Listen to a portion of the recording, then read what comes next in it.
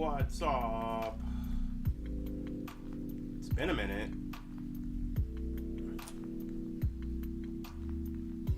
It's been about... When was the last time I was on? It's been about a week. It was either last Thursday or Friday. One of the two.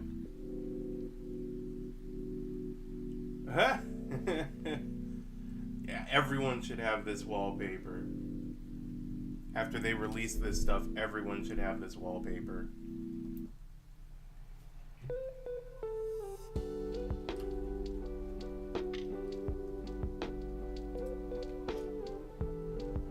Skip song.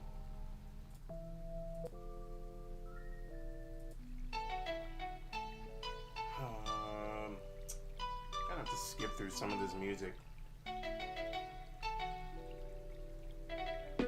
Yo, high key, not even low key, high key compared to the Hubble. This shit was like breathtaking. A bunch of stuff's been released that people haven't even been talking about. It's crazy.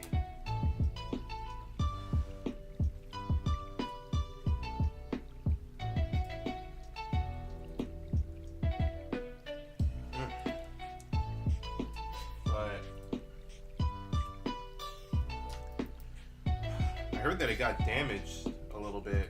You know, there was some stuff flying around that they didn't expect to be flying around, and it caused some permanent damage. That, I mean, it still works. It's just its longevity was shortened a little bit. I don't know. They've been wrong in the past, so maybe it'll last longer than the Hubble, as long as the Hubble. As long as they accomplish what they need to accomplish, I'll be happy, I guess. It's just, you know, that kind of broke my heart. But,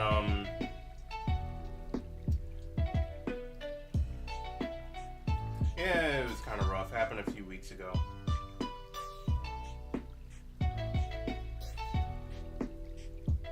Yeah, at least it's still functioning. That's what matters most. Fuck, can we have something nice? There's been nothing but bad news for, like 2-3 years, so can we keep something? But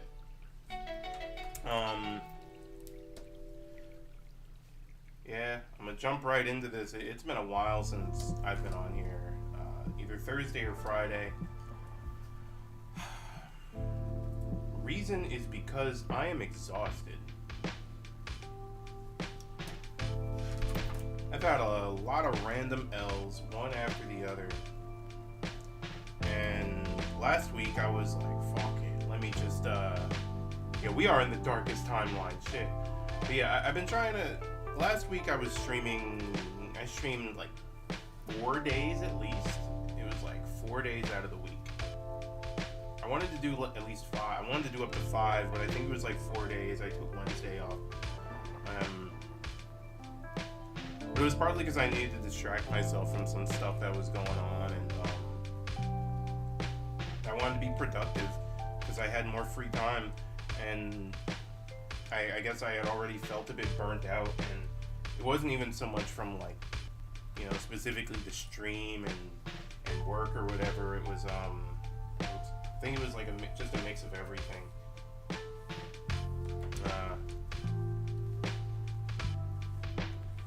You know, hey, this is a friendly space here. Let me just talk about myself. Because I've said this a million times already, that it's, you know, it's hard to balance this with a full-time job. Not that I'm trying to make streaming a full career or anything like that. It's just, this really is a good outlet. This is a good way to get myself focused on drawing where otherwise I wouldn't be able to. And you know, I don't want to fall out of the routine.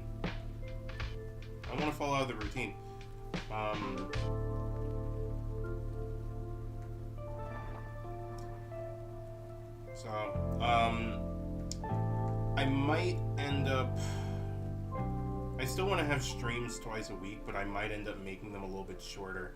And that's partly because I need to get I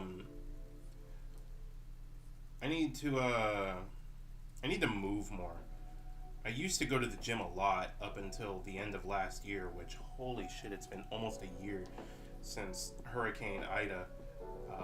That hurricane, like, fucked me up. It fucked up a lot. And, I started gaining a lot of weight back since then. And I was trying to lose it a little bit again, but then, I wanted to put more focus into this, and fucking hell, balancing both is just tough. Balancing both is tough. I want to be able to make me drawing a full-time thing, and you know, it was my personal schedule was I would go to the gym Monday, Wednesday, Friday, and then I'd be on here streaming Tuesday, Thursday. And it was working all right for a minute, but then depression sucks, and when one or two random really bad things happen, it just kind of fucks up the whole routine. I need to talk to someone about my mental health in general, because, like, yeah, something bad happens, it fucks up the whole routine, and then getting back into it is tough. Because building a routine is hard for just about anybody, really, not just me. Like, routines are hard to build for some people, and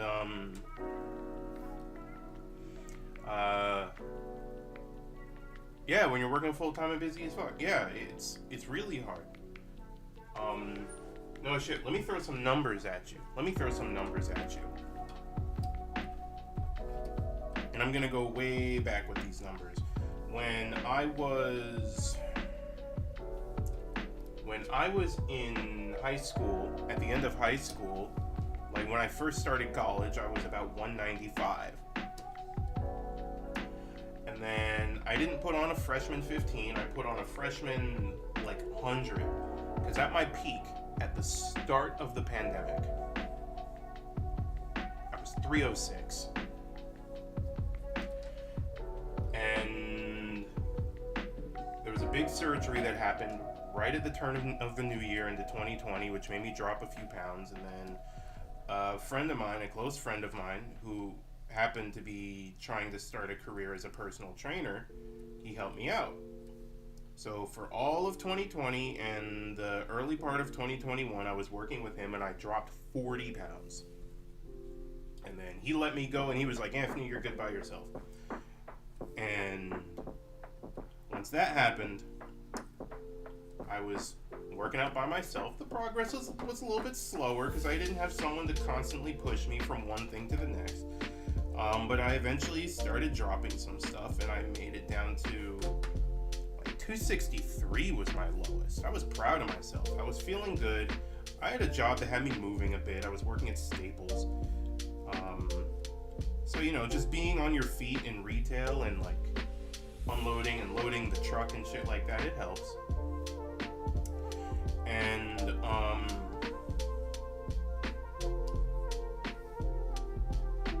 And then the hurricane happens. And I lost my car in the flood, because my car happened to be in Manville, New Jersey at the time. I'm just saying New Jersey in case I don't know who the fuck's in here. It could be someone who's not even in Jersey. But anyway, I lost my car, and my gym closed down, like all at the same time. And that was fucked up. And I didn't really have money to try and find a new gym if I wanted to. I was working on moving out. So then I moved out in March. I moved out of my grandmother's house in March. And then I had to just kind of, you know, monitor my money to make sure everything was good. Don't forget I got COVID. Yeah, that fucking sucks. I got COVID twice. I got it in 2020. No, I got it in 21. Now I got it again this past January in 22. And,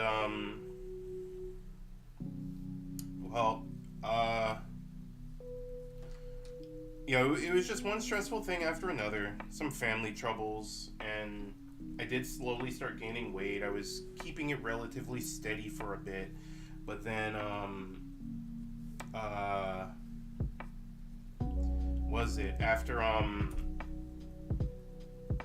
once I did settle in and then I got my money straight, then I could start doing gym stuff again. But I needed to find another gym that had the same accommodations as the last one I had, because the one I had was run by a guy who was like a personal trainer. It was an Anytime Fitness, and he had just like hella accommodations. He had just mad stuff.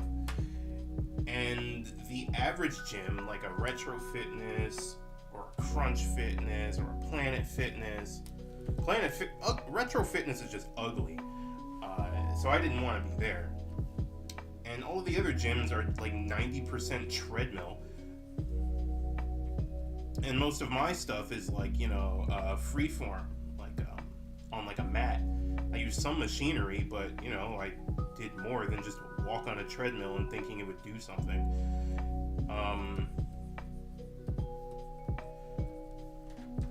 But I started doing something, and then I was like, let me stream too. And I tried to do them both, but then just things, man, just things. Like, if I had like an actual gym, I could do that too, but I got a new job that has me sitting around all the time. I wake up so I can sit in the car to drive 45 minutes to work, so I can sit for 8 hours, and then I come home and then I sit in front of a screen and stream for 4 hours. And then, well, it's a little too late to do anything except for sit and watch something, maybe play a game or lay down and go to sleep. And that's why I needed to make sure to incorporate exercise in several of those days during the week.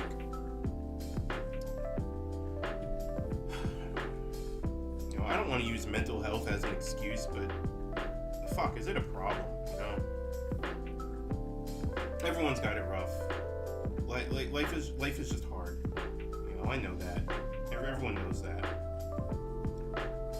So I'm really just talking about a couple little things here and there that were struggles for me, but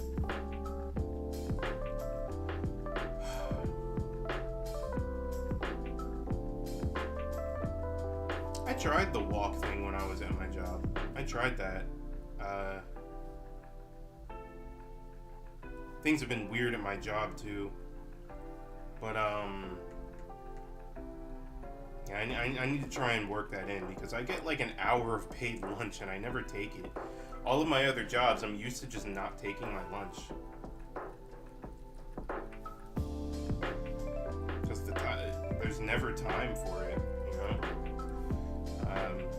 So I should probably try and squeeze it in. Something.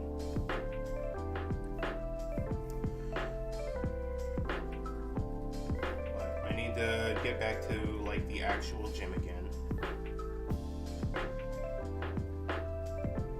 Yeah, I gotta take it. This isn't Staples. This isn't Staples. There's a lot of things I low-key miss about Staples, though. I miss actually working with people.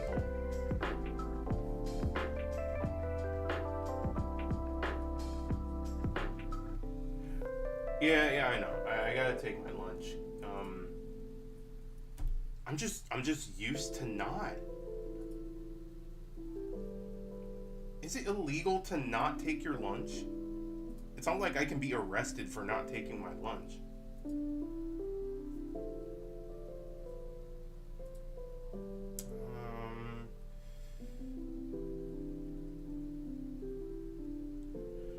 Yeah, it's wild that the place closed. Like, we saw the writing on the wall while we were there. I do kind of think that all of us leaving had an impact. Let me close that one. Just need a little bit of reference for a hand here, or for his design here.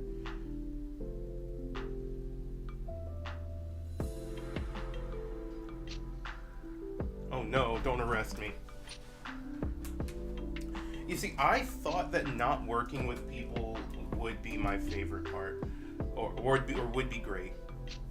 I think it's because it's part of like, some of my own trauma here. But I kind of like I think my first major job that I spent a lot of time at, it wasn't Office Depot, it wasn't Staples.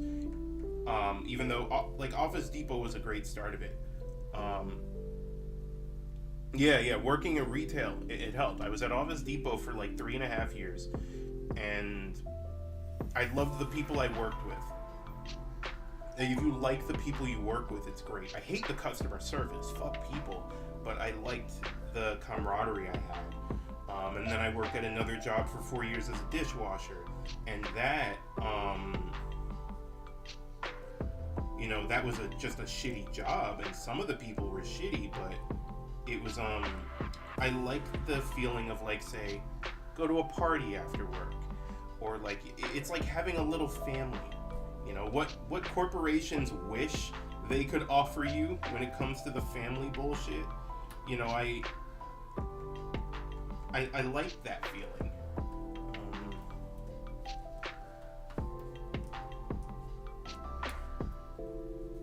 Sometimes it can definitely get annoying. And I think in the moment I hate it, but in hindsight I miss it. Especially since there were jobs I had, like, after I left Staples, it was, my job kind of, like, left me alone most of the time in an environment where I really wasn't respected. And I think that's the other thing, like, I had jobs where I was alone, but I still had a boss, and there was just no respect.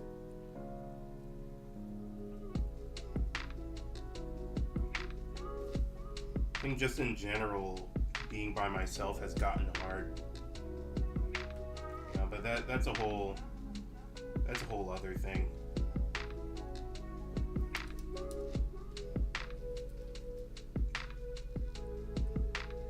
I do need to take my lunch though, and things got slow today, and that's why I drew.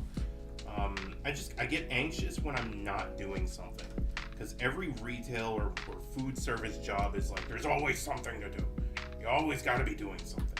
So when I have a moment to not do anything, it's like, fuck, I at least need to look like I'm doing something. Because every time I slip up and I don't do something, it's like, Anthony, what the fuck? Kill yourself.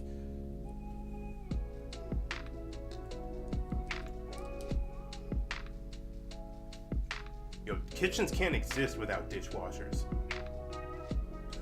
and cats are... Oh, I love cats, though. I love cats. His hand is more slender than that.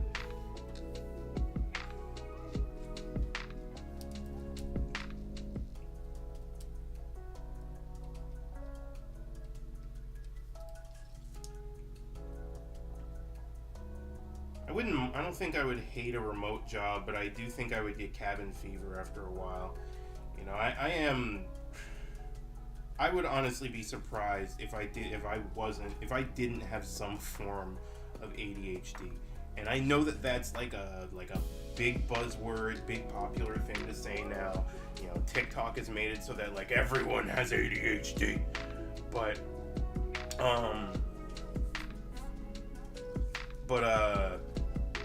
I've wondered something like that about myself for a really long time, prior to it becoming a trend.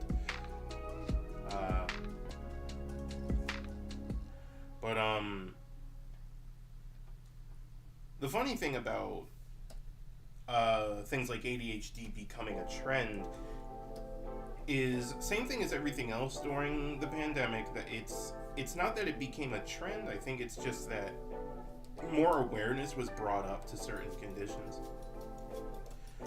People were able to hyper focus on certain things when they were left to their own devices, or forced to work in a different way than they otherwise would have.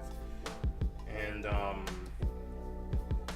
especially with children or just younger people in school having to do it like mostly remote. Adults as well. working from home. You know, because, like, you know, here's a funny thing, right? The America and shit like that loves to talk about ADHD as if it's like some child disease, as if it's just, you know, I use this analogy all the time. Every time someone thinks of ADHD, they think of some little white boy named Kyle bouncing off the walls, screaming about Minecraft, and, aside from that not being the norm and it manifesting in 1,000 different ways, you think it just goes away when they grow up? Down syndrome doesn't go away when you grow up.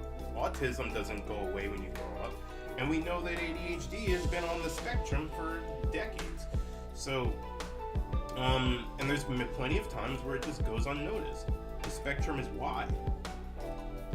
And everyone's diagnosis is going to be a little bit different. How high or low functioning someone is going to be very different. Well, there's no way to confirm anything until you actually get a test, but, you know, that's a whole arduous process that, well, I just don't have the time or money for it. So I've got to deal with it.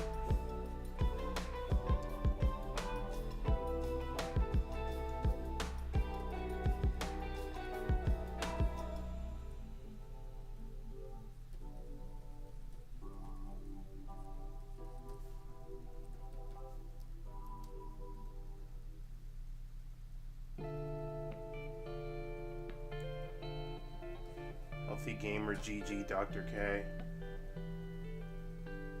I've seen a lot of people talk about ADHD lately. A lot of YouTube channels and stuff popping up, or ones getting more traction that have been around for a while. And Dexis, about your comment about me being more extroverted than you. On average, yeah. But at the same time, especially as an adult of color, with me and my extroversion, like, the thing is, I've gotten better at talking to people because I felt I needed to. There's a lot of things I've conditioned myself to do just so I feel normal, you know, because I used to be a very strange child. I used to not have any friends until I just figured out how things work. And same thing with customer service. I'm good at talking to people because I know how people work. Because a lot of people think and feel very similarly. Or their motives are very similar. So, you know, they say, you know, treat others the way you want to be treated. Well, say someone's going through something. I'd say things to them because I feel like these are things I would want to hear. And that can apply to all manner of conversations. So, like, say, customer service. I tell this to my bosses all the time because I groan whenever, say, a customer walks in. Whoever worked with me at Staples has heard me just be like, oh my god. And it's not even just because I hated my job. It's the interaction with people. My boss was like, oh, well, like, what's your problem? Well, what's your problem? You know, just do this or that. It's like, bro, just because I'm good at it doesn't mean I like it. I hate talking to people. And me accustoming to myself like that, you know, makes it hard to do otherwise, because if I'm not actively doing something, my head is freaking the fuck out. Like, it doesn't turn off. And no, Dr. K, I haven't heard of him. I'll have to look into him. Making lasting friendships, yeah. A lot of people who are, I guess, more introverted have an issue with that. Ambivert, I've heard that's a term, yeah.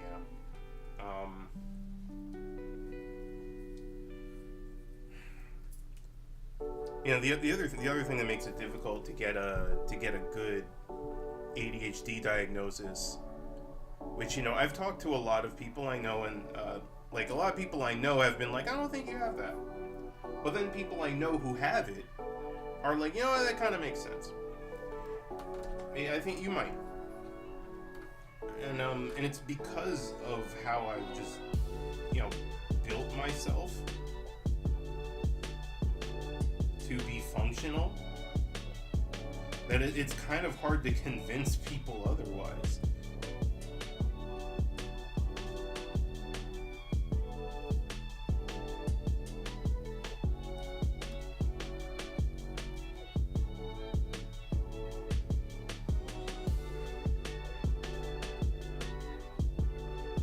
He's on Twitch, huh?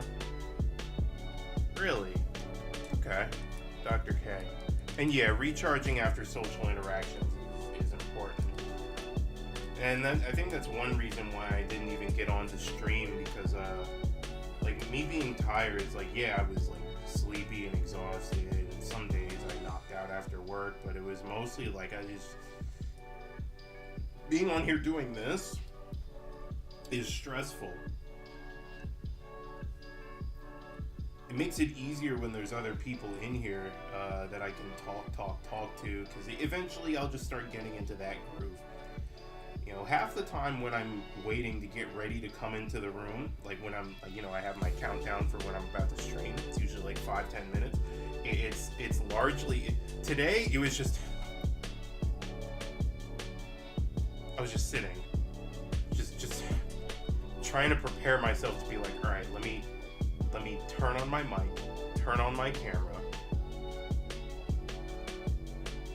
Twitch, healthy gamer. All right.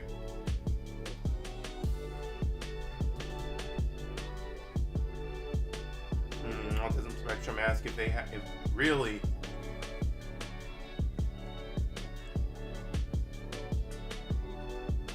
Ooh, and Dr. K sounds cool. And Bexus, that's interesting. That's interesting. I think sometimes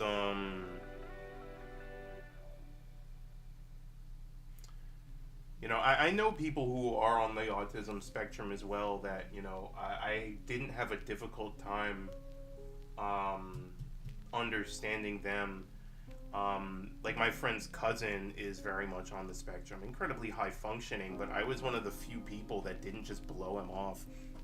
And he really did want to try and console with me, or confide in me with me because of that.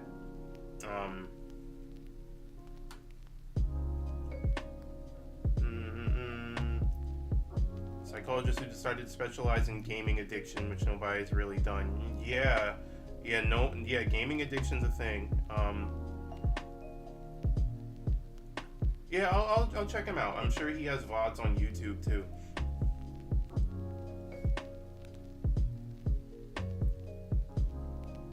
Yeah, you see, like, if they're not autistic, they could be, you could have Asperger's, which is primarily social. Ah, okay. I found out that my mother actually might be on the spectrum. Some years ago, she was tested for a number of, her psychologist had suspected her of having a number of different conditions. My uncle and my grandmother show certain signs of it, but my mom almost got diagnosed. So it definitely seems like something that could run in the fam.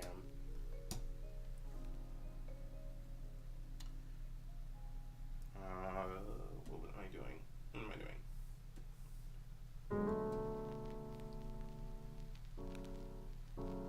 Oh, this is why I hate taking too much time away. This guy's design is so fucking wonky. Why do I do this to myself? I say this all the time. Oh, not frame 1. Frame 2. Alright, I'll leave this one open.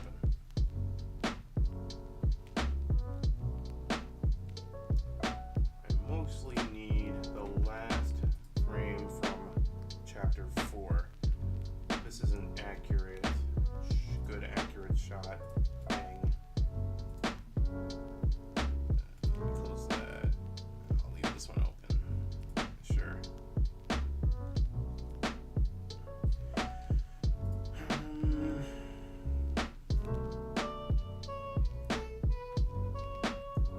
Oh yeah, they do.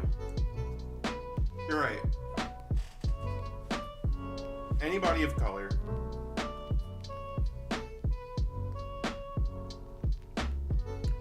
Some people do feel that way about diagnoses, because I know that the more I started learning about a possibility of me having some kind of condition, it would be both validating and sad, because then you feel like there is something wrong with you, like where there's people that function normally while you don't.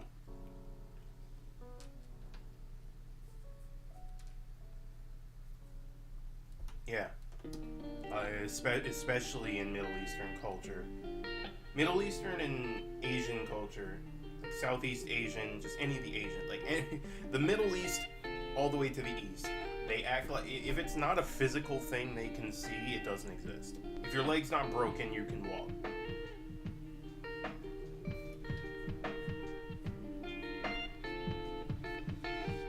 Everything is purely visual.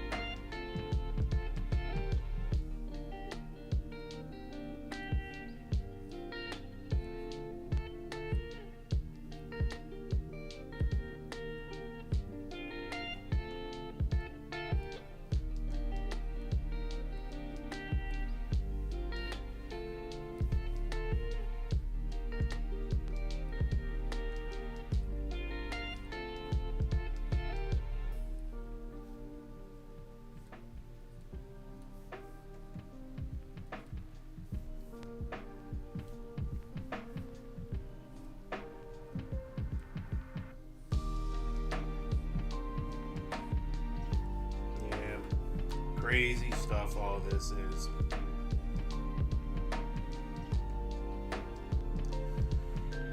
Crazy stuff, man.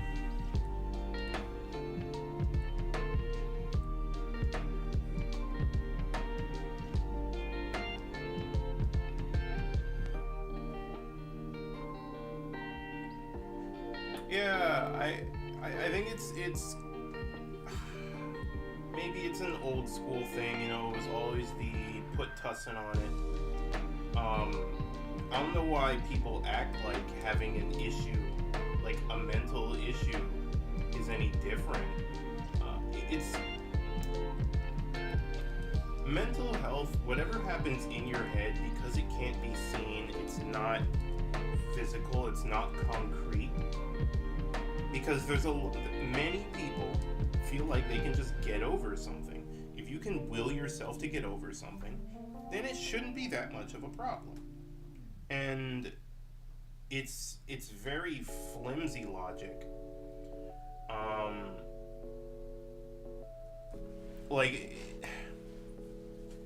The whole "this person is crazy" or whatever. It's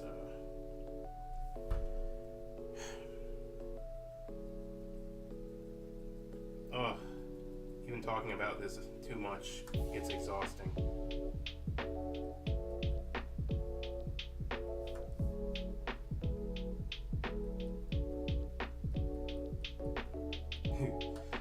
It's something I wish I could do.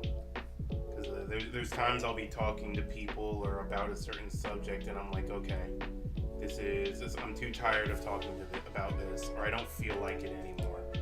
I want to just kind of disengage from the subject. Like right now, I wish I could just be like, alright, I'm done talking about this. And then just stop talking or switch to something else. But I know that socially, that would be frowned upon. That would be not good.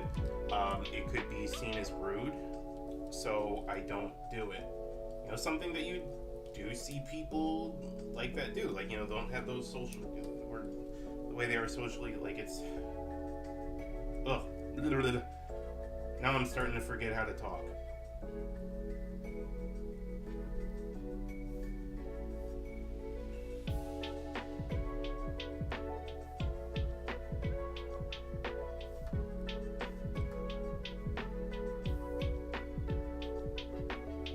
Yeah, I know you. I know you do. I know you do it. I know a lot of people can do it.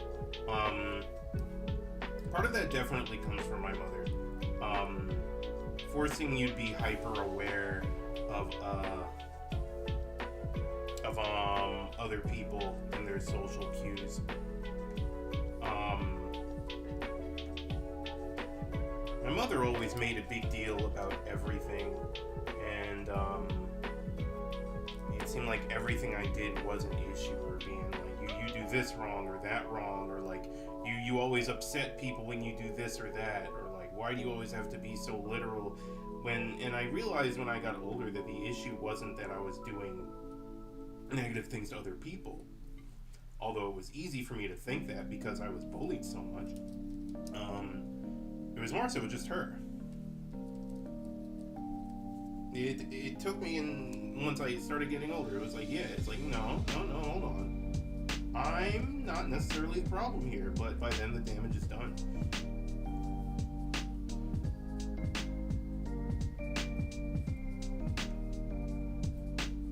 By then, the damage is done.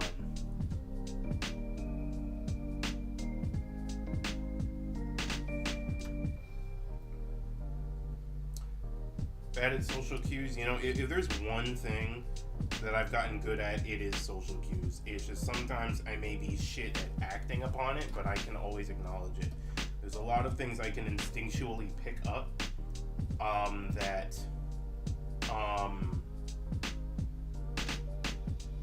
I can't just make myself stop doing it, but it makes me feel worse because of how I was raised. I started hyper focusing on all of these little details. Like, if there's anything I can hyper focus on, it's social interactions, much to my detriment.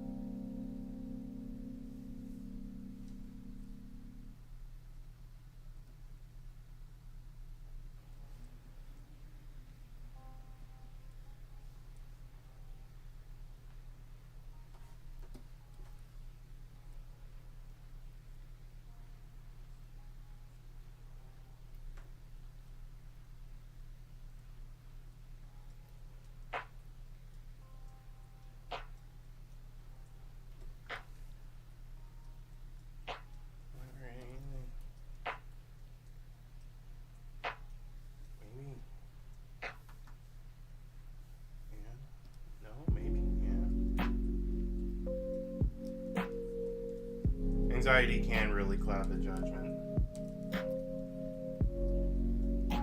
Sometimes it's pretty easy to let yourself spiral and fall into just fall into your own little mental trap.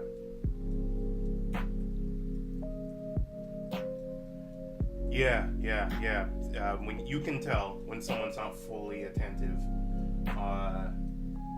and sometimes you could be easily misinterpreting the situation. You could think it's much worse than it is.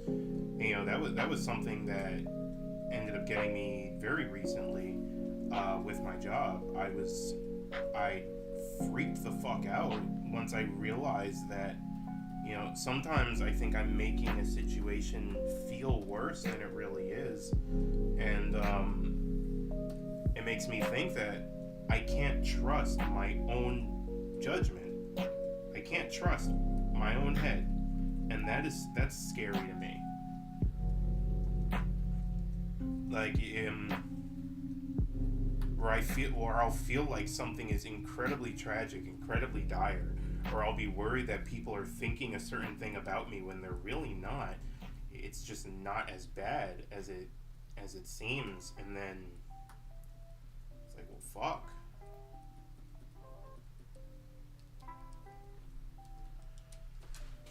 Yeah. It's sometimes tough to tell what is in your head and what isn't.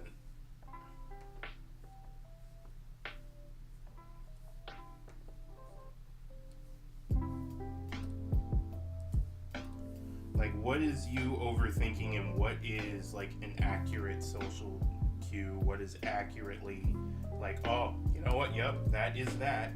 That is that. A lot of times my intuition is right. Maybe not in that moment. Maybe I'm picking up on a really minor detail that in the moment means nothing, but eventually comes to bear fruit.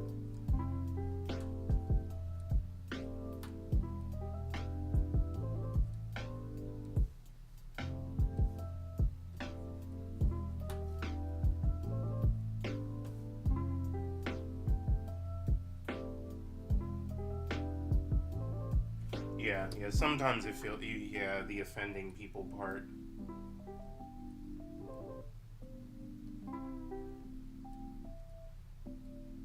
I wish that I could easily go back to how I was as a kid. I was more okay with being by myself. And now I'm just so scared of my own self that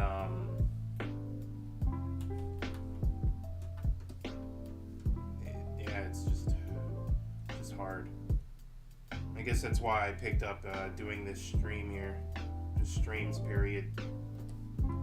Good for marketing, and it helps me focus on things I'm doing, but it also can give people to talk to. It can give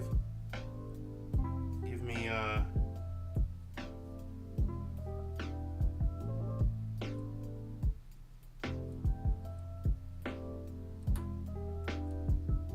sometimes it's nice knowing that people actually enjoy seeing you or hearing you talk, or like seeing the things you do, that people appreciate. It's nice to remind yourself of that.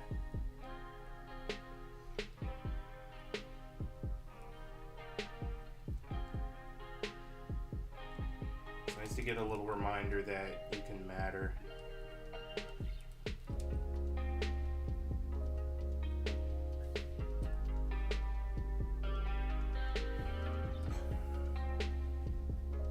Some friends that unfortunately make it difficult to even want to keep them around, which reminds me, I have one particular person in mind that Bexus knows very well, who has made it very difficult to want to continue to be their friend. It's not quite who you think I'm talking about.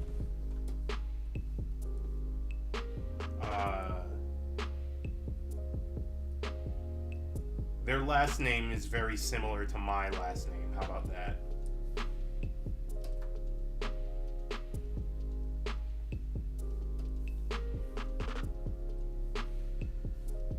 It's kind of bugging me.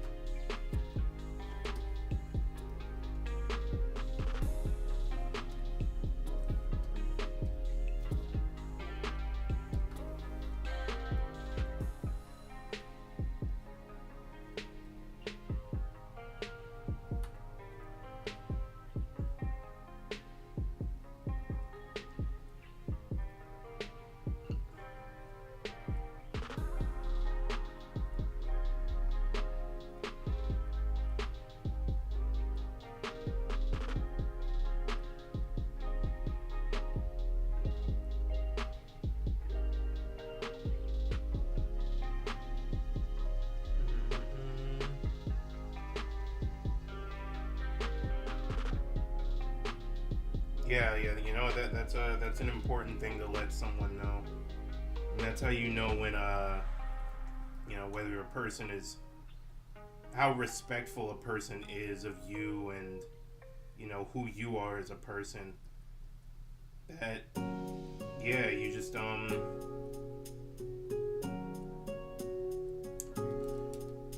sometimes you just need space. Sometimes people just need space. And it's hard to disengage from a conversation sometimes, and I've often found myself just being uncomfortable in a conversation I don't really want to be in. Having those conversations is important. And I need to start having them more with people in the same way that I have them with myself. Communication is very important, and in a lot of cases, all people are guilty of making not being as transparent or not communicating as well as they know they should.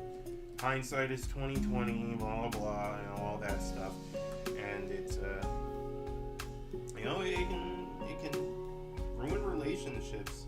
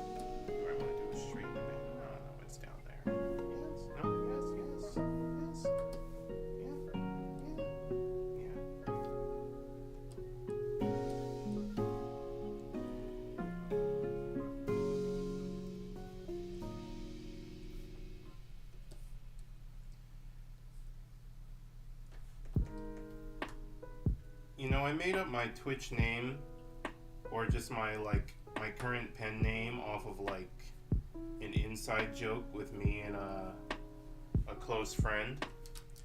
But not that I think I'm a genius or anything necessarily, but I would love to be a person who can, say someone can pop into my stream and get insight on stuff, being like, hey, what does this person think? Sometimes I like just talking. Being social may be difficult, but sometimes I like just voicing an opinion. I like helping. I want to be able to help people.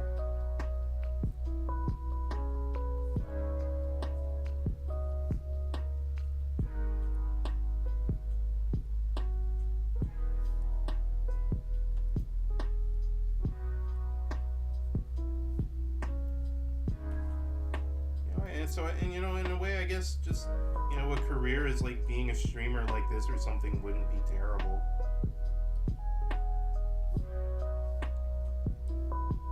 I just happen to draw while I'm talking. Let's see, how's that look? It's fine.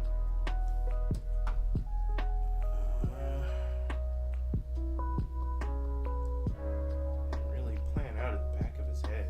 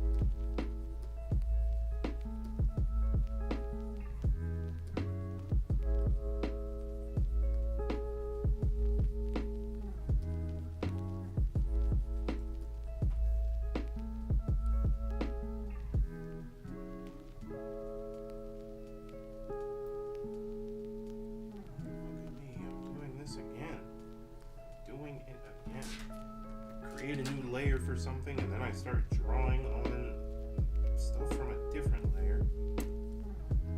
Look at me, look at me.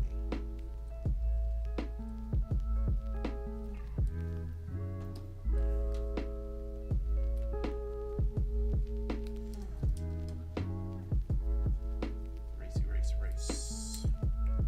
Drawing a hand on here, fingers, pulling.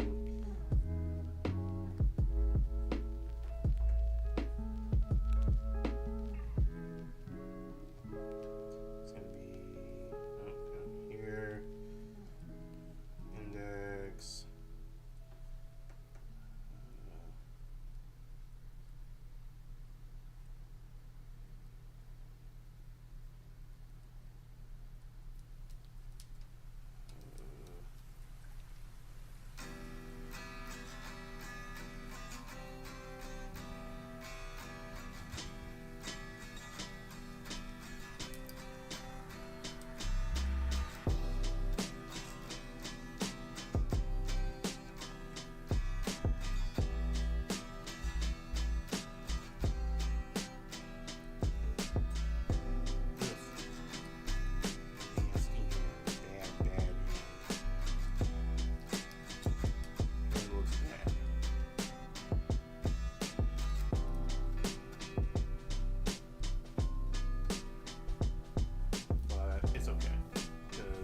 Case, he's rotating a chair, so it's going to be going swoosh.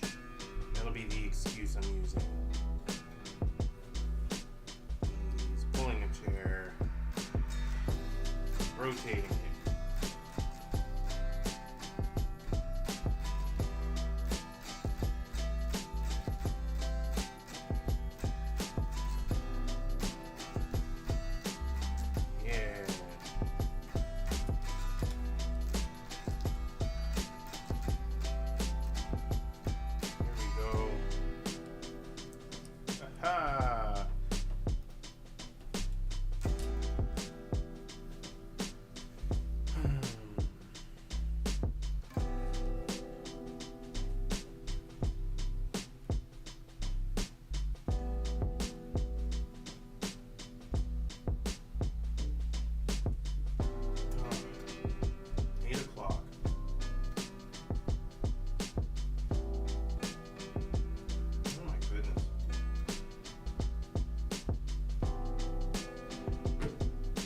Suck right now. I hate saying that. I'm sure nobody in here really watches baseball, but they're fucking disappointing me.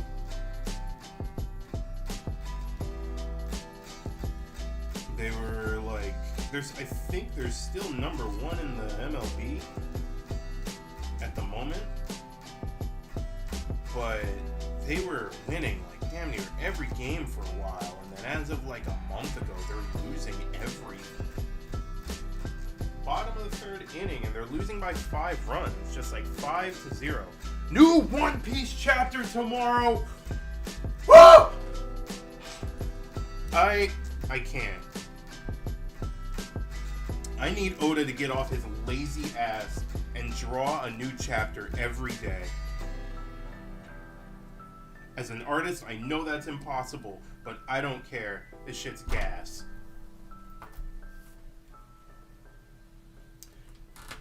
I am deep in the One Piece fandom, the YouTube community, the Reddit community, blah, blah, blah, all of that stuff. I keep up with all the things, all the theories.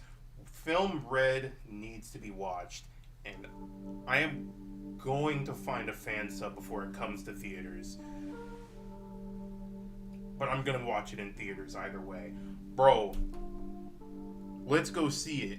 Let's go see it together. I don't know many people that I can actually go see this movie with. Let's go see it. Eb still works at the Hillsborough Theater. She can get us in. And she might be caught up. Almost.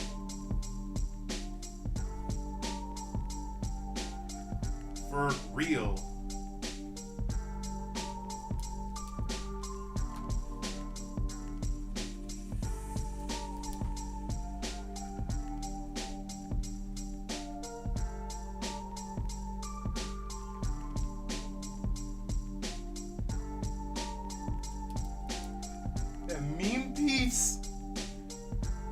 subreddit had, yeah.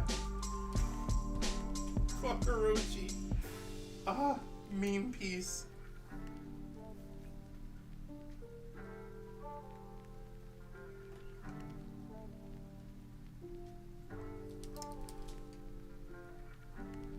I am still in the group of people that thinks Carrot still has a chance of joining the crew. And Bex says, for your sake, we can keep this as spoiler-free as possible. You don't know who some of these characters' names are anyway. I think Carrot still has a chance of joining. I want her to join.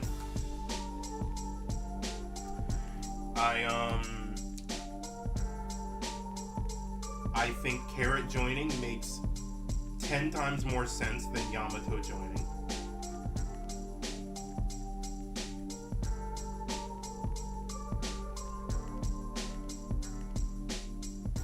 I love Yamato, she's cool, she's bae. But she don't make sense. She needs to stay in Wano. She needs to stay with Momo and Squad.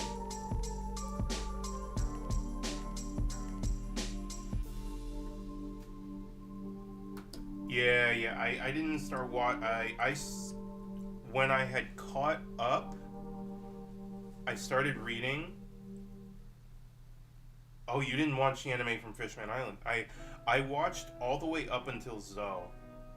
And the first chapter I read was the chapter when they first showed up to Whole Cake Island.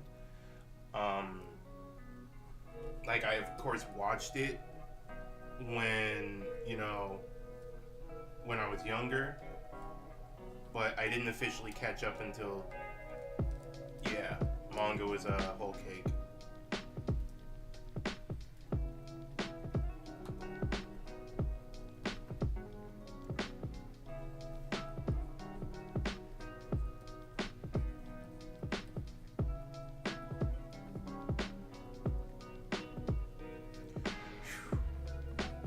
I don't know how Dressrosa was weekly in the manga, but the anime, I understand why so many people fell off then.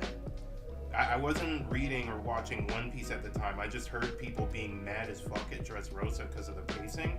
Once I finally got there, I was watching with my friend, and I just said, no, we're fast forwarding through this. We're fast forwarding this. Like, nope.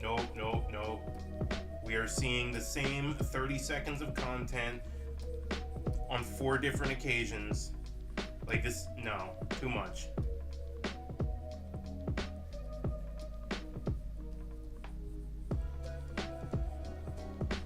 Like, I didn't even care how long of an arc Dressrosa was. It was just, the pacing was horrible in the anime. Horrible.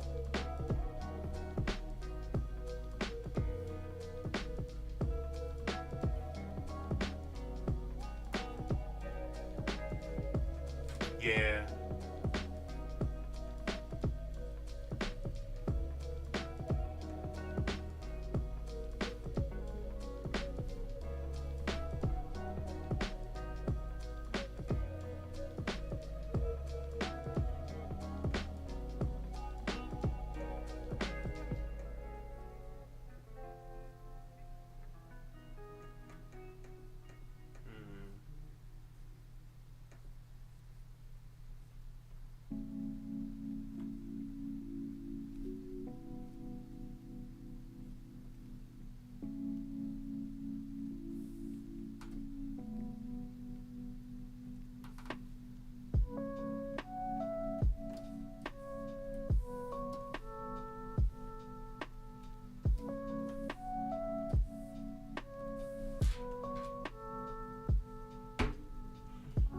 Finally! Water 7. That is an amazing arc to pick back up on. Water 7 and Enies Lobby are like some peak 1Ds. Like, I've heard a lot of people be in 2 different camps. It was on Toonami after they brought it back. Because it was on Toonami for a bit and then it left like right after Skypiea, and then it came back. Same as a Naruto fanboy, same. But yeah, a lot of people say if you make it to Arlong Park, if you like Arlong Park, then you're good. If you don't like Arlong Park, then One Piece isn't for you. And I see some people say the same thing with Alabasta. I say Water 7. And it's deep in the story, but thing is, it's not incredibly pretty until you get to Water 7 onwards. It wasn't until then when the art started to pick up a bit, the animation got better, and it really didn't skyrocket until much later, right before the time skip.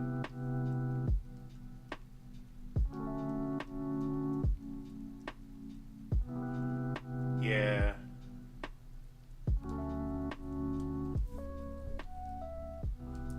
I never had a problem with One Piece's art style. I thought it was really fun. And when it comes to me showing it to people, the art is the thing I'm worried about the least. It's just the early story pacing.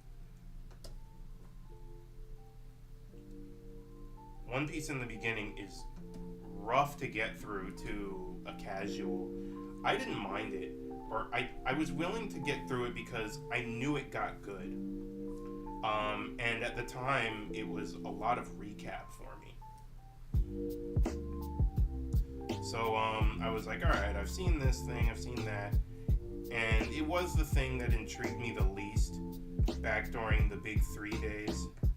Oh god, mentioning the Big 3, we're such senior citizens now.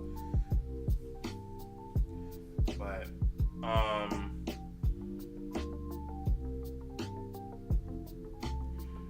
oh yeah, Skypiea was, that is, I'll say now, Skypiea is one of the most important arcs in the entire story. As far as the lore goes, it is pivotal. But fuck, did it drag. It dragged.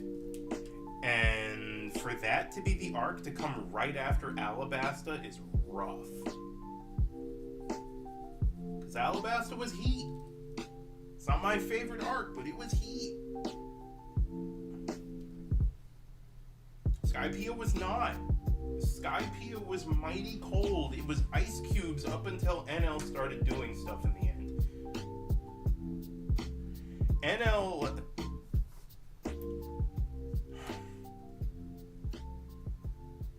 Oh, Nami doesn't disappoint you like Sakura, no. None of the Straw Hats are disappointing. None of them. Not a single one at any point. Yeah, no. Nami only gets better, even though her role she may not be as much in the spotlight later, she doesn't disappoint. Usopp will become one of your favorite characters. Yes, shock.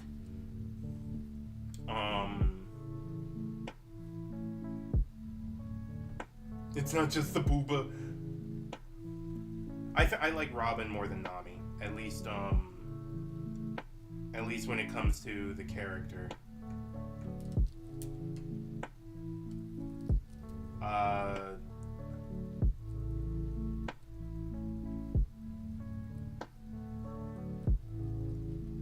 Let's see. Sanji is one of the best written characters in One Piece. Sanji is top 5 best characters in One Piece. Especially after recent stuff in the manga, which shall not be said.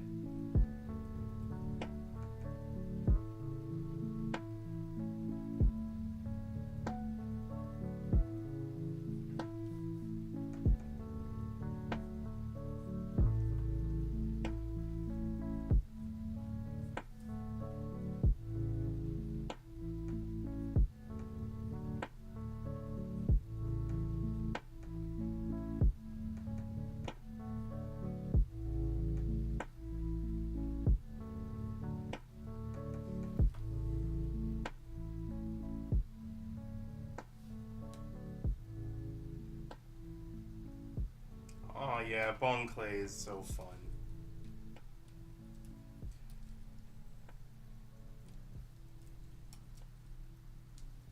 Bon Clay's great.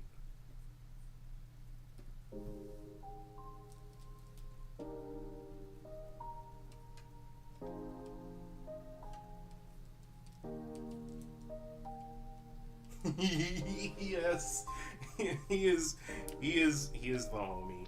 He is best friend material.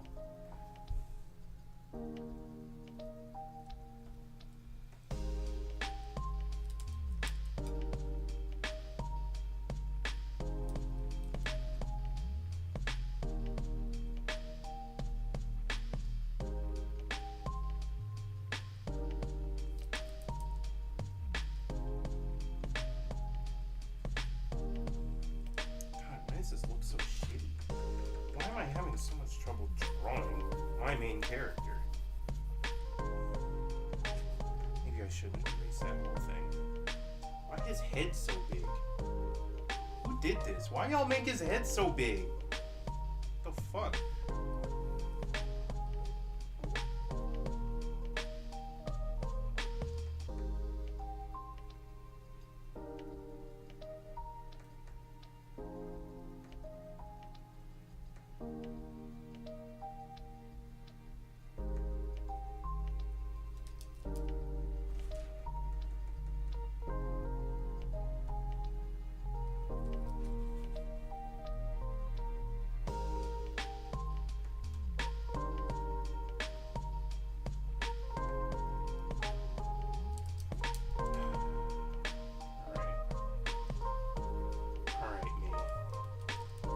You gotta get good again.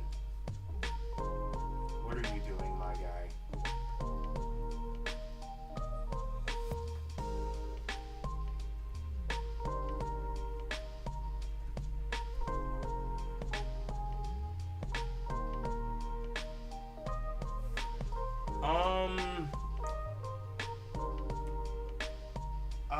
The box sets for One Piece.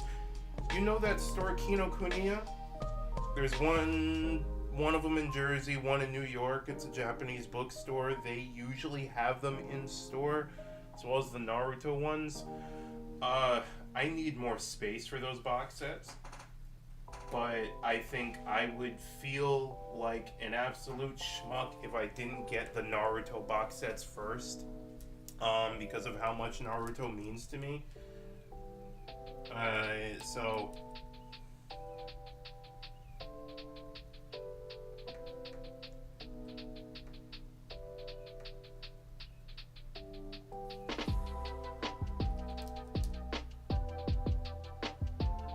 Yeah, go to Kinokuniya. There's one in Edgewater.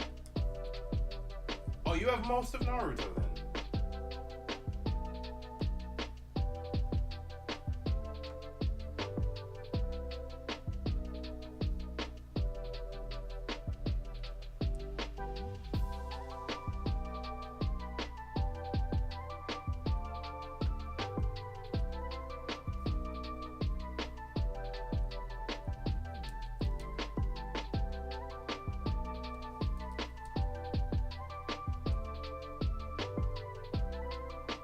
I got into Naruto when I was 12.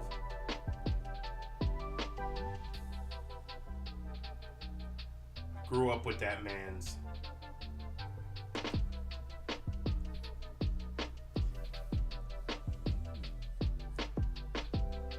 Sometimes I feel bad.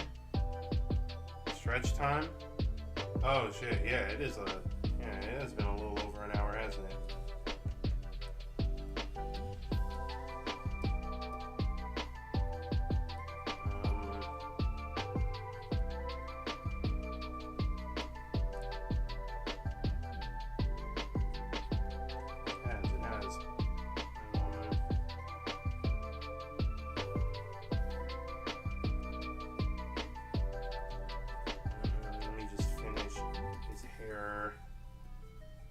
Oh yeah, I know Bleach was your first.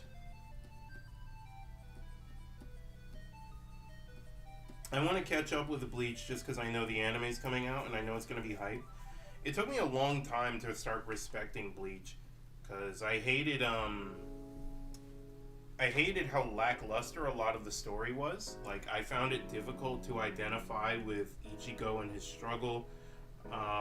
That and after the Soul Society arc was like a really bad filler arc, and at the time I didn't know what filler was, and I thought like, oh no, Bleach just got bad.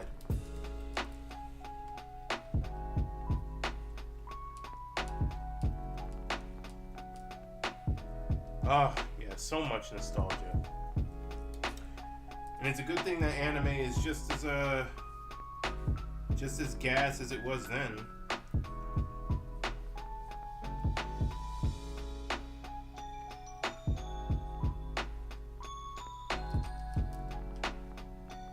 We're gonna give more flowers to the ones we grew up with just because of that nostalgia, but there's a lot of good stuff now too.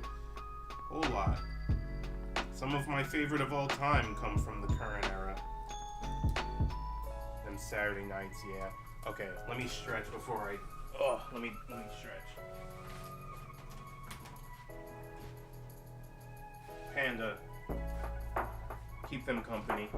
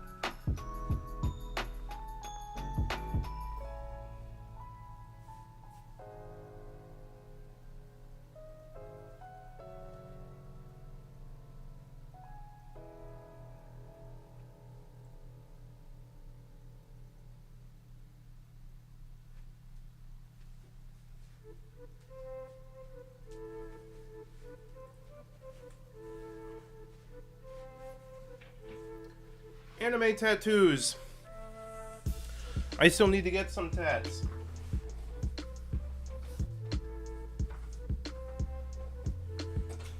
I don't know. I never thought it would... I didn't encounter too many people that thought it was weird liking anime growing up. And Bexus, you can remember too, you were cool if you did like anime. Like, if you went to a school that was with all black people, you couldn't fucks with niggas in Dragon Ball. Couldn't fucks with niggas in Naruto.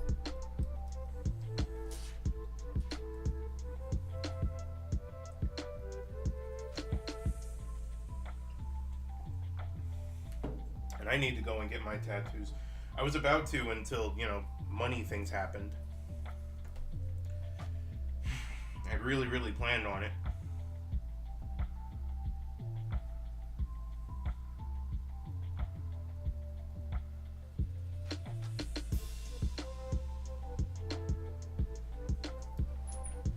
When people say anime was cringe, they're thinking of like the typical like Speed Racer shit. They're thinking of Speed Racer.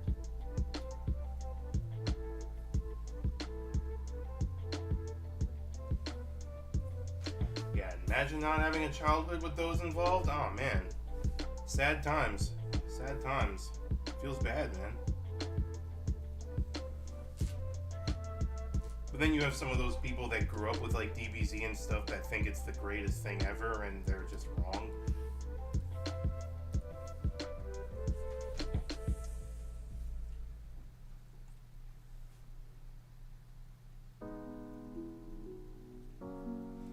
Yo, Parasite. Parasite is one of my favorite as well.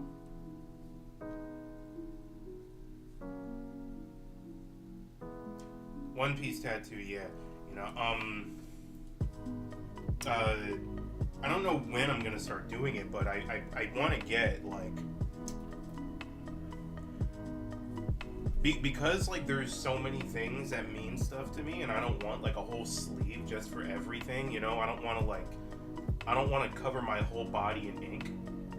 So, the things that matter the most, I'm gonna get bigger, but getting like a symbol or insignia or whatever the hell, something small from everything that matters. So like the Straw Hat Jolly Roger. I want anything that matters. I want to just get small, like up my forearm, just like that. Borderlands is included. You do have to add to your Borderlands one. You should. I don't know what, but.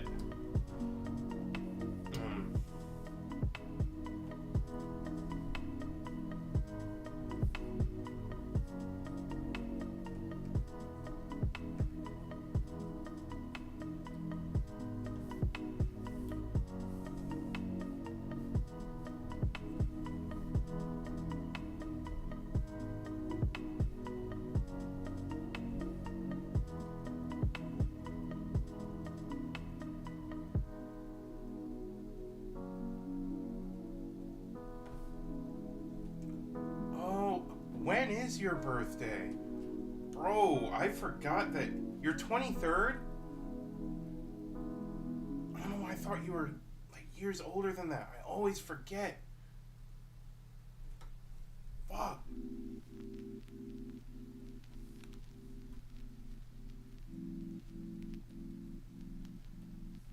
Always forget.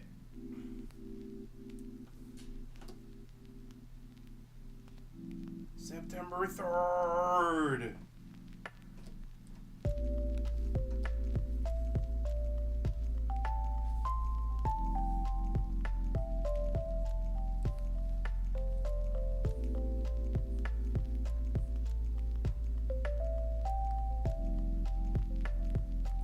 Oh my god, in community college you are an old man at 23. Everyone there's got to be like 19 at the oldest.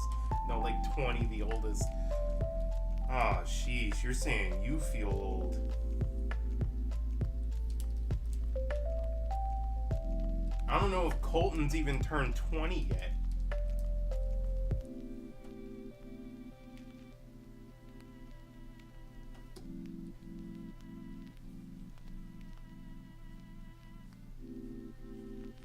I still talk to him on the regular, by the way. I was talking to him earlier today. Like, just randomly on Discord. I'm like, hey, what's up? How you doing? Hey, what's up? How you doing? Talk about, like, the latest and greatest in memes.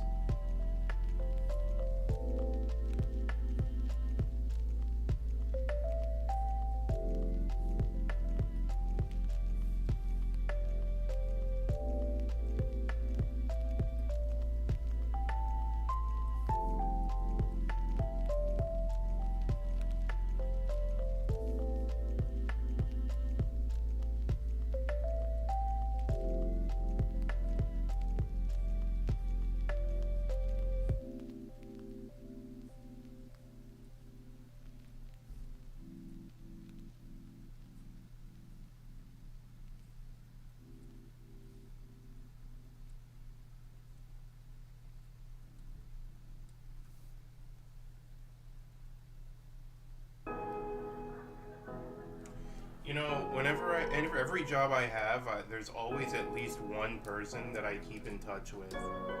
Like, you know, like one person from every job that I talk to still. Yeah, that's remained pretty consistent. At least one.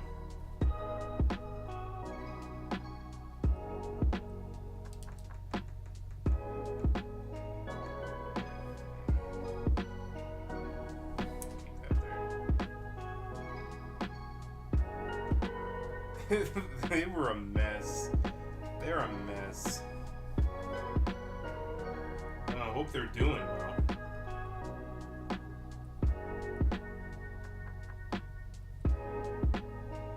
Sebastian I still talk to all the time. He's coming back from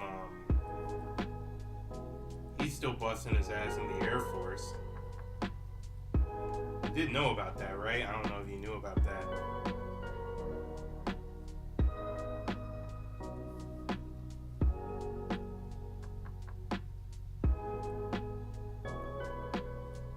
Him and I are planning on going back back to New York to get drunk on the 10th.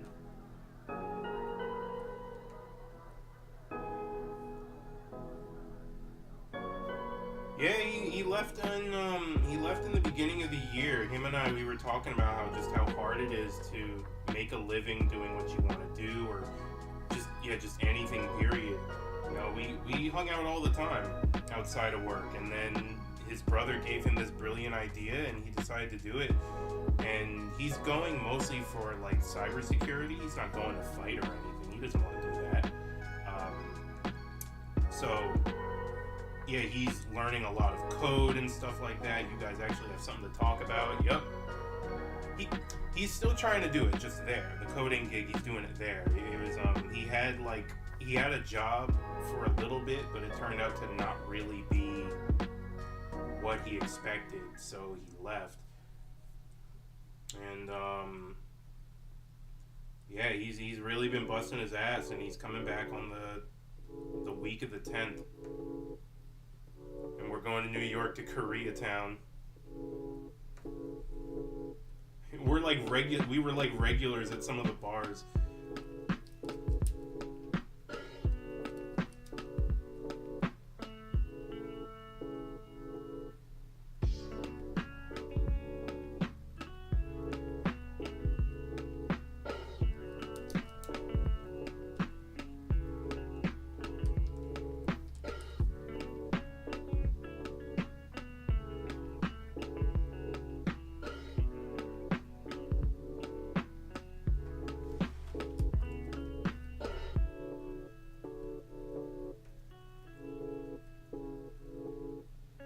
I'll see what he says. I'm not even sure how long he's going to be back for. He's not quite sure yet. They're not going to tell him until he gets a little bit closer, but he's going to be stationed in Arizona when he finally goes back. He was trying to get a spot in Korea because it was open, but they didn't give it to him.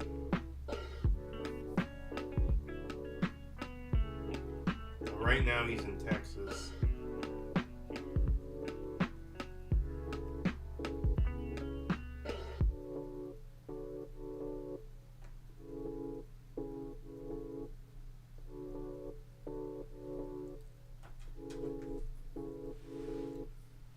Phew.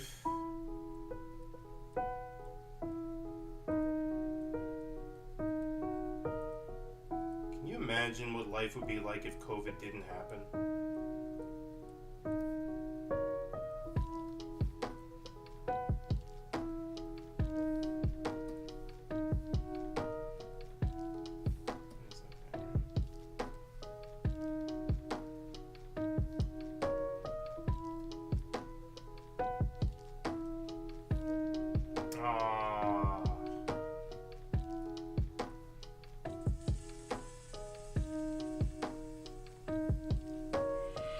That blows.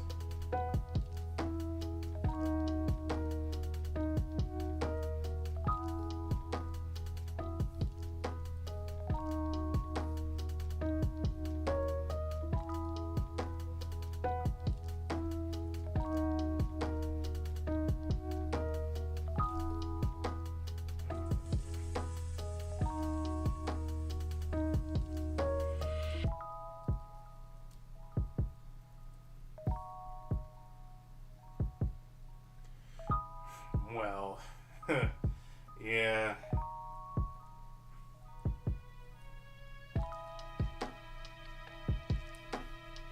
It's insane how much this shit has impacted people's lives.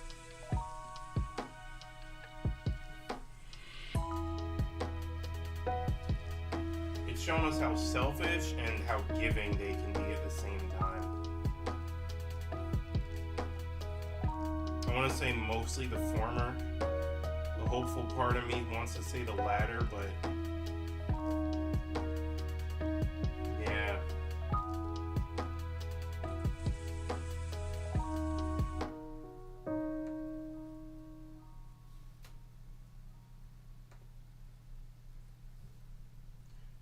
I don't don't even want to say that we weren't prepared for COVID. I just want to say we didn't prepare ourselves. Because there was a lot of, we had a lot of heads up. It spread fast, but we knew about it.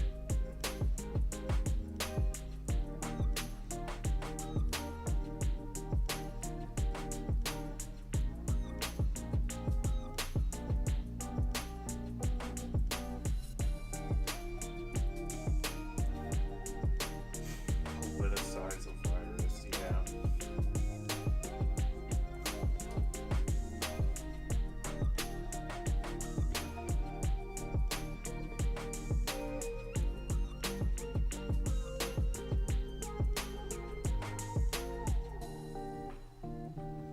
And we had the worst person leading us during that time, too.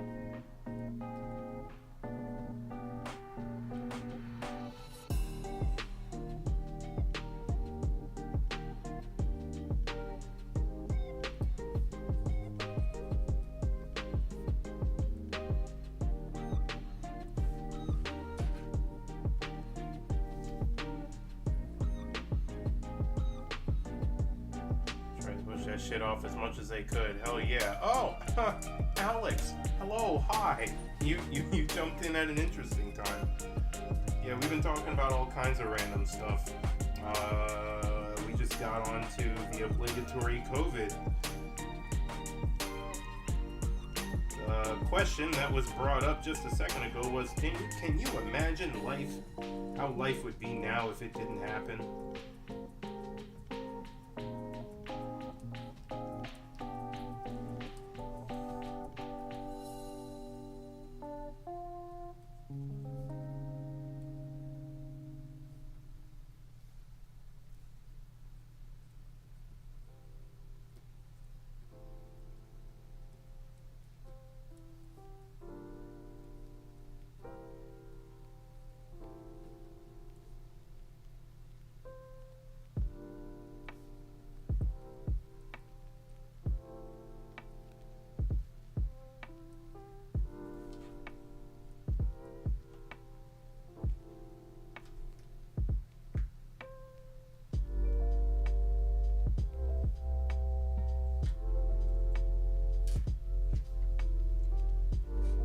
I think the corporations making record profits part is what got me the most. Most of the U.S. would still be in terrible working conditions because the pandemic opens us up to the idea that our lives aren't just tedious menial labor. You know what? Alex brought up a good point. Because that is one of the few good things that came out of it. Awareness. We can't ignore that. A lot of awareness for certain things came out of it. Not to say that it was worth it, but movement for sure.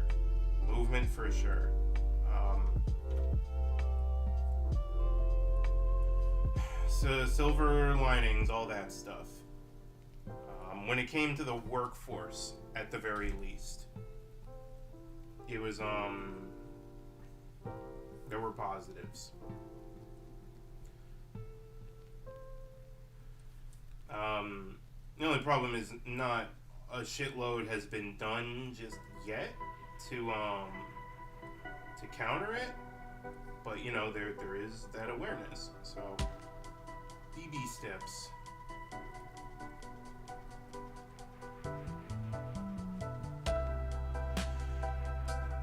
Of course, it was going to take this much. And you can say the same thing when it comes to political situations now. That we are reaching a fever pitch where for certain change to be made, things are going to have to get violent. Black Lives Matter, that whole BLM movement, for example, happened because of problems. And being diplomatic just wasn't cutting it anymore.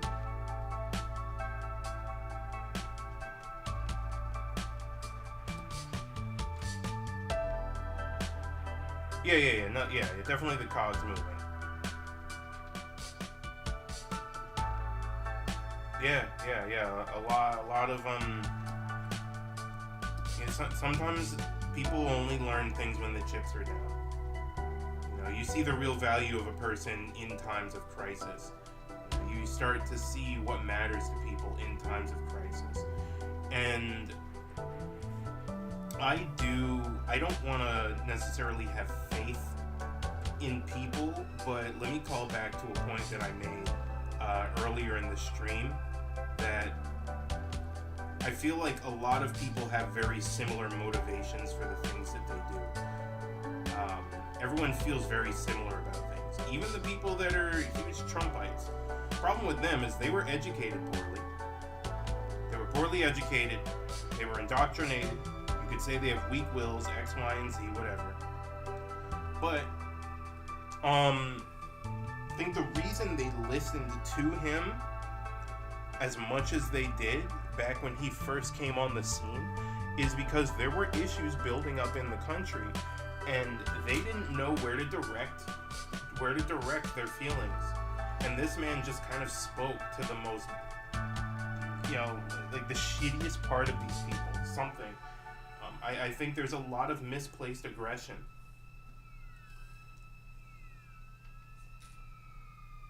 He thinks China bombed Pearl Harbor.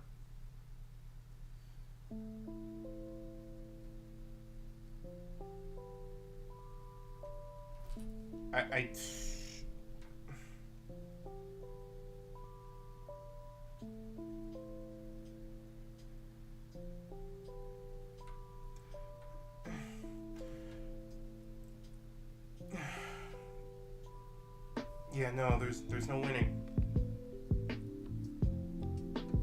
And yes, Trump said the quiet part out loud. That is a good way to put it. China bombed Pearl Harbor.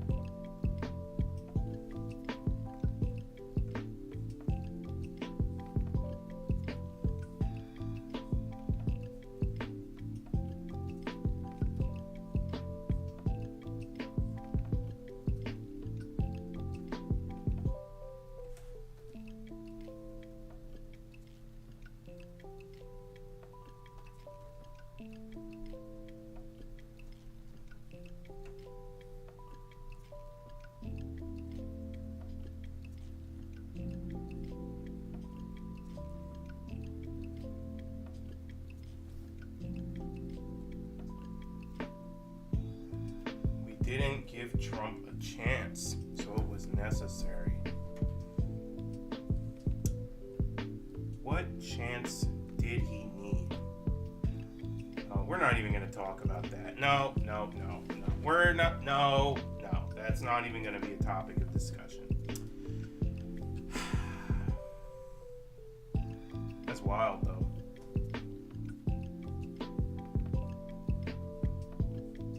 Sorry, your mom has such poor taste.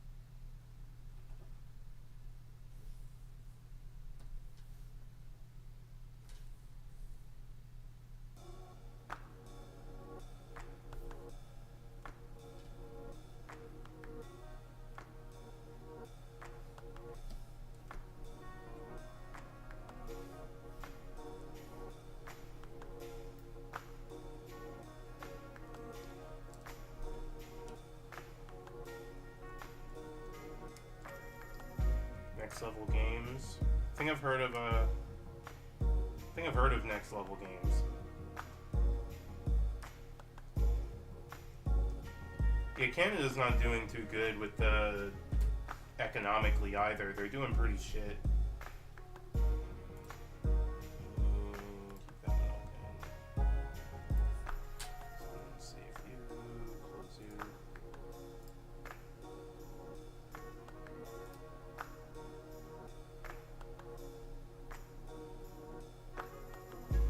you want to try and work for them? That'd be cool.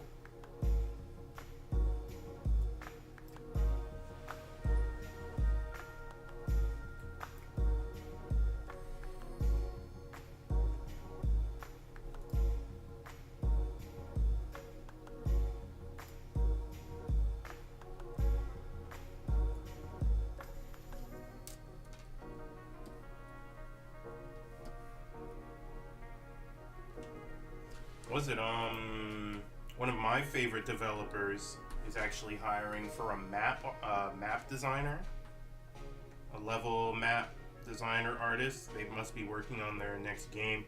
They usually do every like 5 years or so. Supergiant Games. If you're familiar with indie games at all, then you know who Supergiant is.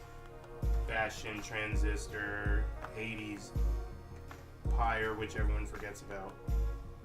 Yeah, they put up the job posting recently, but I am not going to be able to get that job as hype as it would be. They want someone who's somewhat experienced, of course.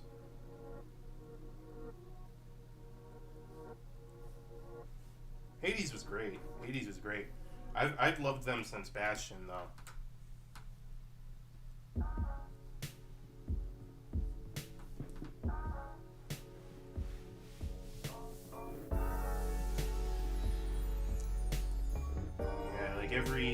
Every like 3 years or so they come out with a new game. I think they let Hades rock as long as it did because it was such a smash success. Yep, I definitely did. I was hyping up Supergiant and people weren't listening to me, and now look at it. Now look at Hades. Yeah.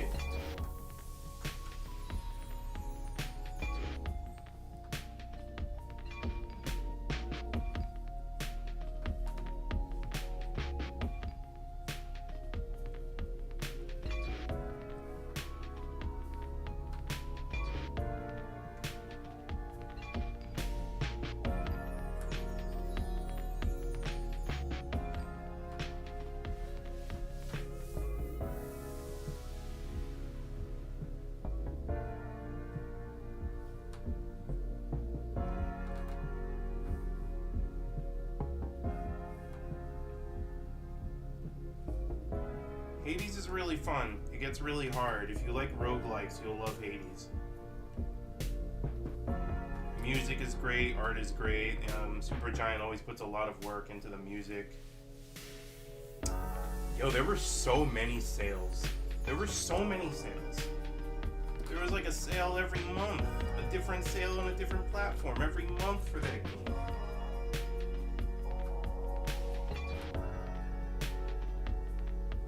But it's worth every penny. Even if it's like, what is it now? Like $40? Something like that?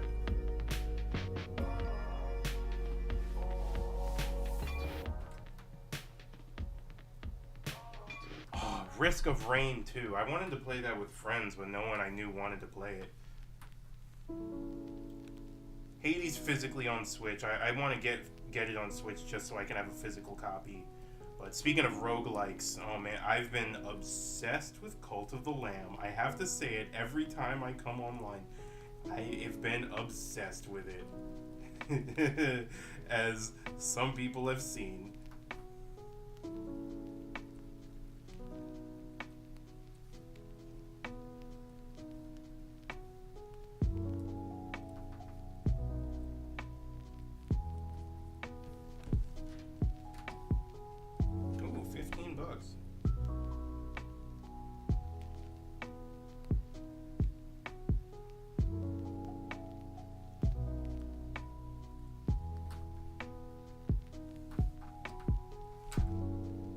Oh yeah, the moment I get off stream, I'm going back to play it.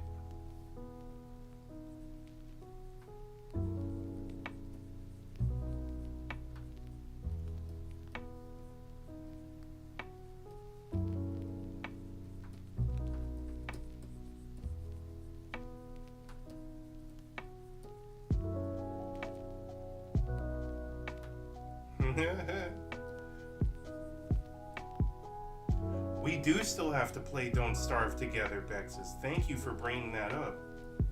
That should be something we do whenever we have another team stream or something. Unless you want to just do it alone.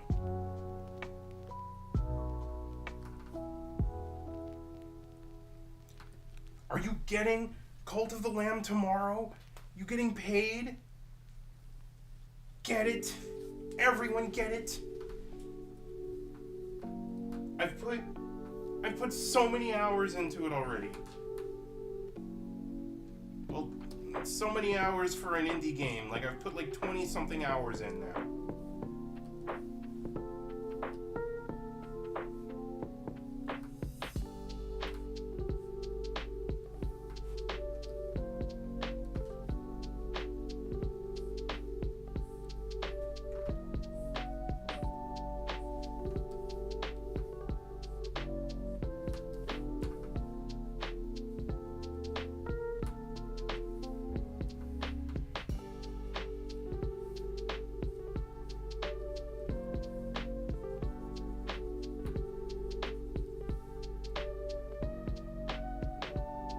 Everyone but you went mad.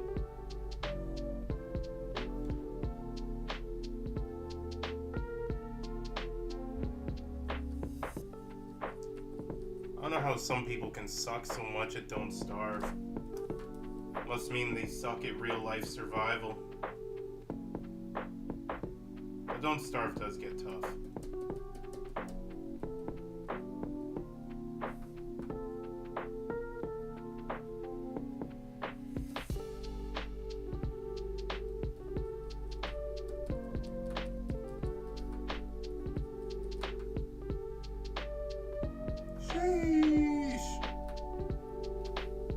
Which reminds me, I'm going to warn you a little bit about Cult of the Lamb. It's hard.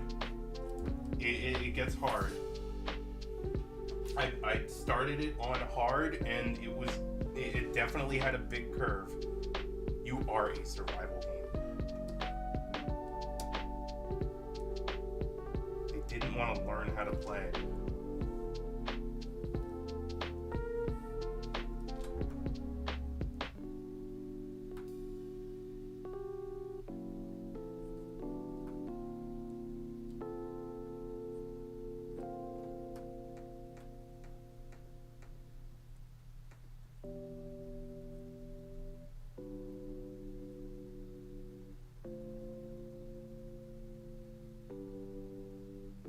How do people just not want to learn how to play a thing? How do you just hop into a game and just kind of start pressing buttons? Who does that? Then you die and then you hate it because you were trash.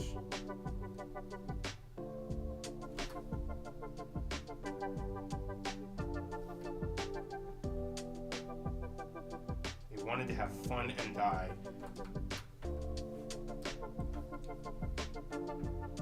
That is some real dumb, childlike way to play stuff, though. I can't.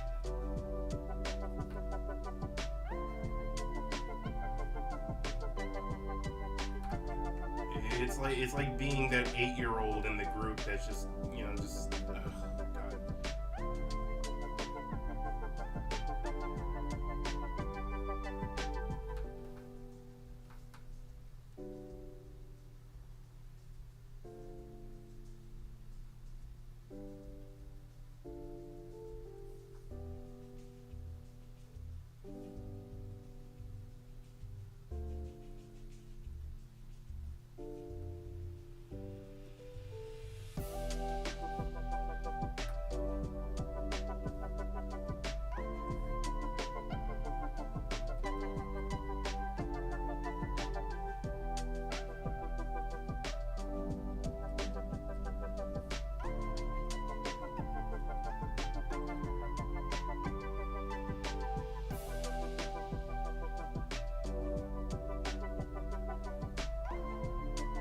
I don't think I've never played Don't Starve long enough to go through a whole year. I think actually, wait, no.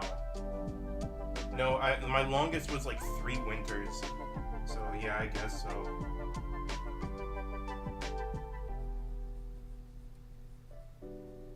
Thing is, like, you are supposed to just kind of do stuff until you figure it out, but you at least have to learn how to play the game. You at least need to have an idea of what you're doing.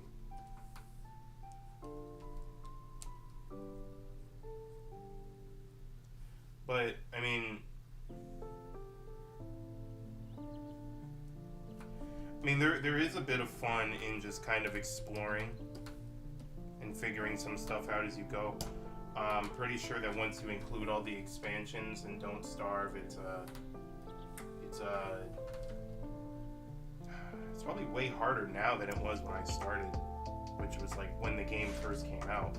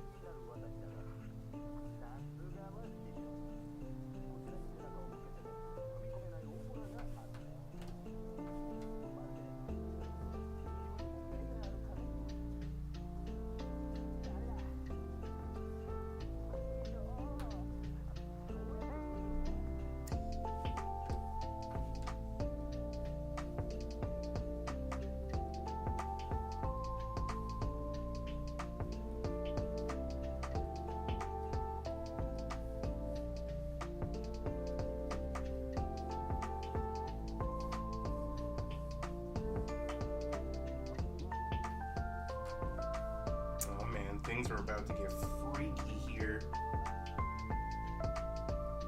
This corn.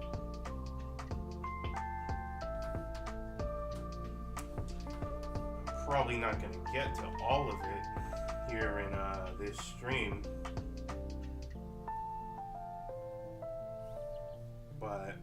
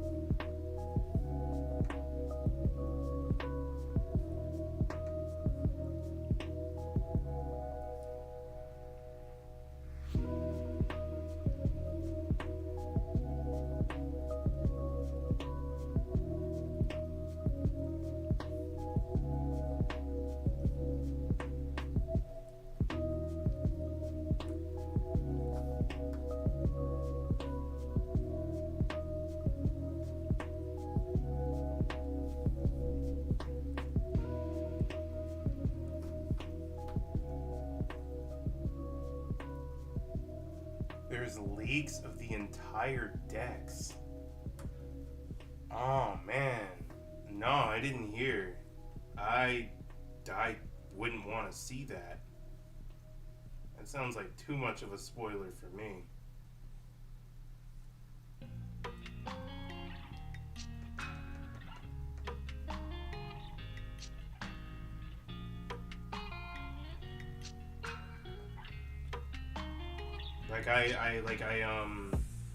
This will be the first Pokemon I'm actually interested in getting, aside from Arceus, in a really long time.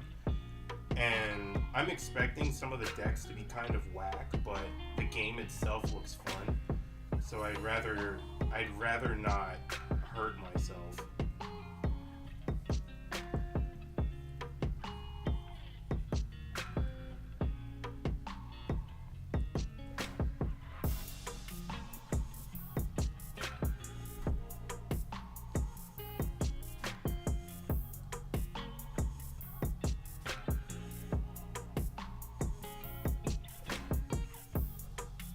I really wanted to get Arceus, but I didn't get it.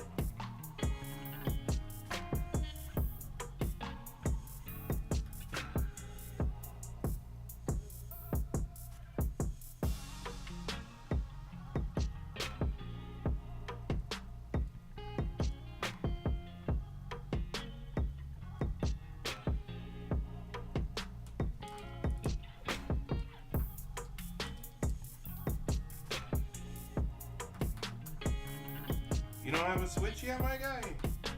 Might as well get the OLED one now. Me and my roommate are hoping that they might drop a Switch Pro sometime next year. Because I'm starting to think that they absolutely need to. Because of Breath of the Wild 2.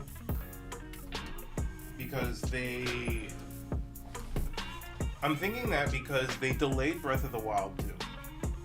And maybe they did just need more time to work on it, but they delayed it by over a year. And Nintendo's deadlines are usually pretty solid. And Breath of the Wild is a pretty intense game. And Breath of the Wild 2 is going to be even bigger in scale. And from what I saw and heard, Arceus had glitches. Nintendo is the Apple of the gaming world. Their shit is so well optimized. You do not see glitches on the reg in a Nintendo title. On top of the fact that Arceus looked like shit, and then it ran like shit, the Switch was like a generation and a half behind when it first came out. They're not going to be able to keep it up. They said that the Switch is only like halfway through its life cycle. We probably got another several years. I think that's great. I would honestly be fine if Nintendo just kept making upgrades to the Switch indefinitely, because that is an amazing console.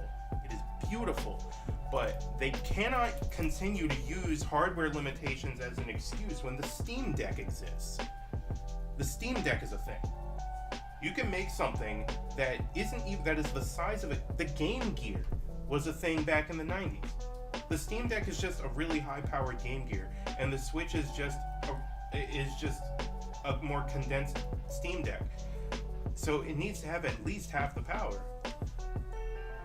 Nintendo's whole thing has never been about graphics, but they can't even run their own first-party shit, and for a company like them, that's unacceptable. Apple wouldn't let that slide. That is unacceptable. And they have no excuse other than them being old and out of touch. I think that a Switch Pro is necessary by next year, or people are going to start losing faith in Nintendo. Especially if we're talking about their online stuff. Splatoon 3 got announced, and Splatoon is hype. Splatoon 3 looks hype, but I refuse to play it. I refuse to play anything that doesn't have any stable online support, and it is 2022, almost 2023. Nintendo, get out of the goddamn 90s. I love them to death. But they, like you just said, Alex, and I know you're a diehard Nintendo person too, they have been fucking up. And I think even their hardcore fan base is getting tired of it. I want the best from Nintendo. It's not even about the games anymore. They can make whatever they want and people will buy it, but at least make it work. At least make it fucking function. That's my Nintendo rant for the day. Genius Miyuki Boy angry review of Nintendo fucking up.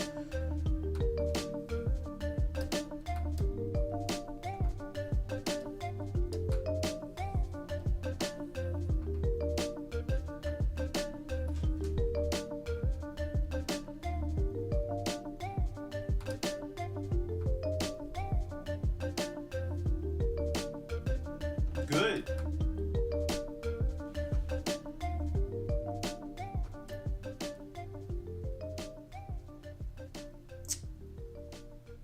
$60 for their games. Nintendo also doesn't drop prices of their games. Because in years past, and even now, once a game's been out for a really long time, it starts dropping, like on average. Like I think even God of War isn't a full $60 anymore. Release free DLC later.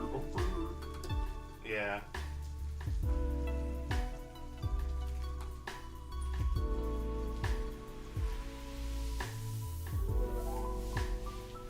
Yeah, that did blow up in their face.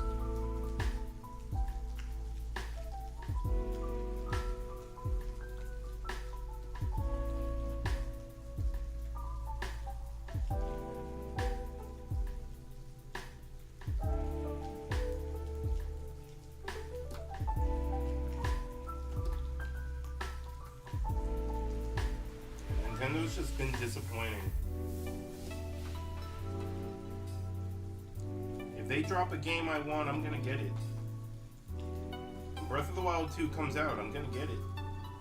Whenever they decide to think about talking about Metroid Prime 4, I'm going to be hyped and then eventually get it.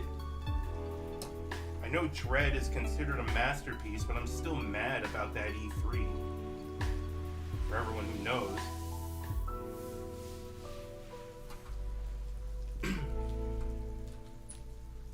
And they know people are going to buy their stuff no matter what.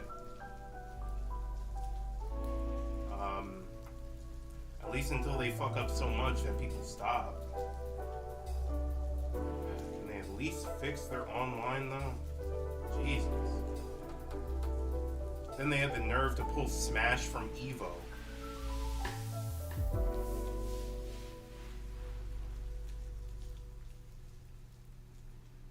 Yeah, stuff that should... Yeah, that what you just said, them doing that is like some E3 EA mess. That's some like normal AAA game studio mess, and they're known for not doing that. That's not Nintendo.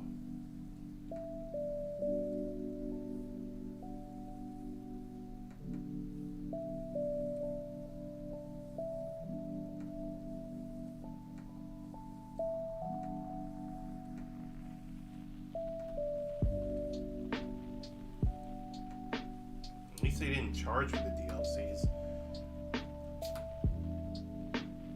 Daisy was a DLC.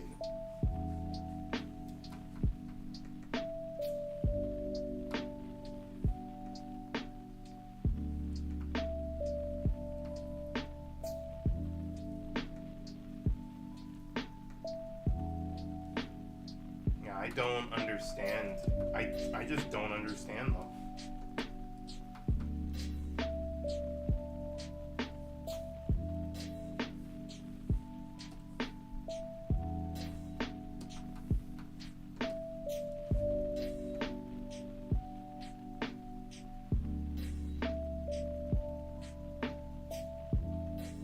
Yeah, that's pretty bad.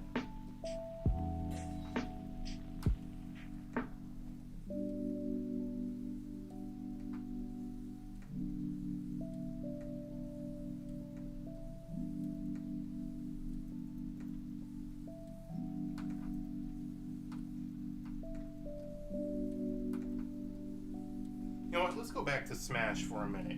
Speaking of which, let's go back to Smash Brothers. Let us take a minute to hold up and talk about Smash Brothers. And the disrespect. But maybe we should thank Nintendo, because that allowed nothing but success for multiverses.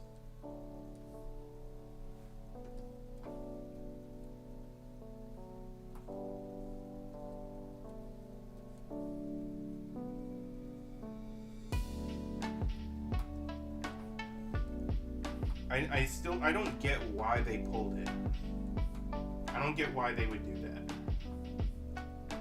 And to my knowledge, at least, they didn't even say anything. It just got pulled, people got mad, and then nothing. Not even a reason. Like, I would rather them give the respect of, like, a shitty reason than to just not have one at all.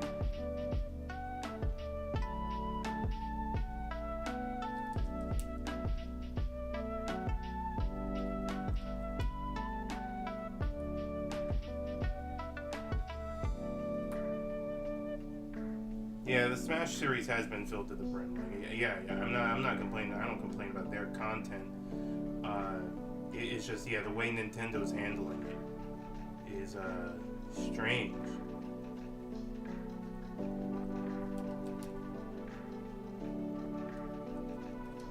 It was a very poor decision.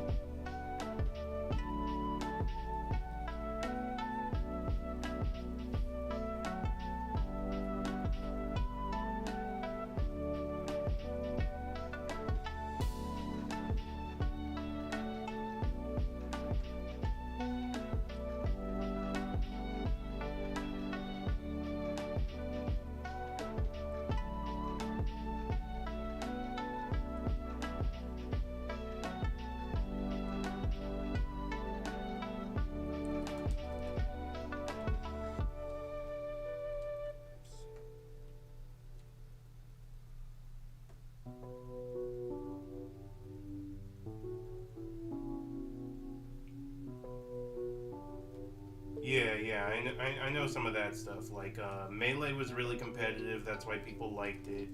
Brawl was supposed to be like a balance, even though it also was pretty competitive. Smash Ultimate, I guess, could be either one, but it's incredibly competitive.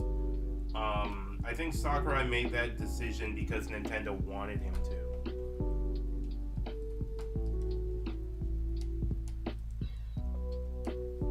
Melee would make money if they just re-released it. How about use the eShop that they have?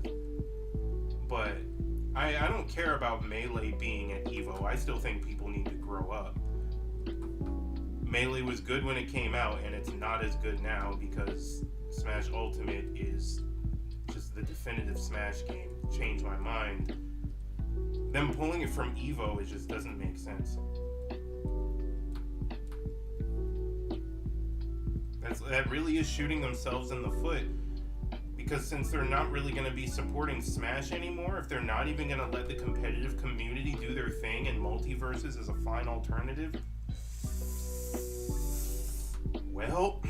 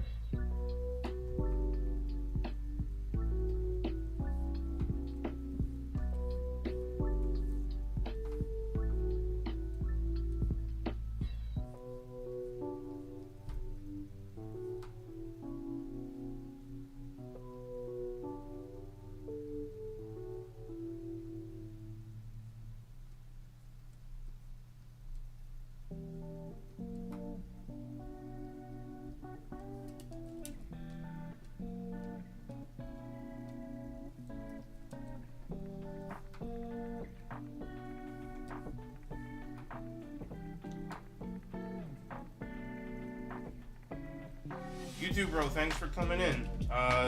I'll see you next time. If it's not this weekend, it'll be the usually scheduled Tuesday. Keep your notifications on if I do something over the weekend, play a game or whatever, maybe come through. Who knows, maybe you can play a game with us one day. But, yeah, thanks again.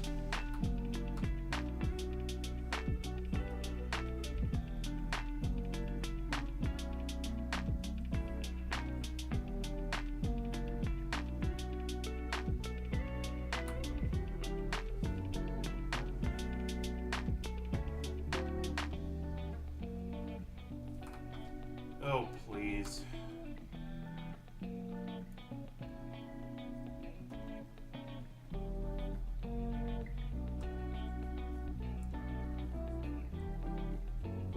I honestly don't see how scandals in the competitive market have anything to do with Nintendo.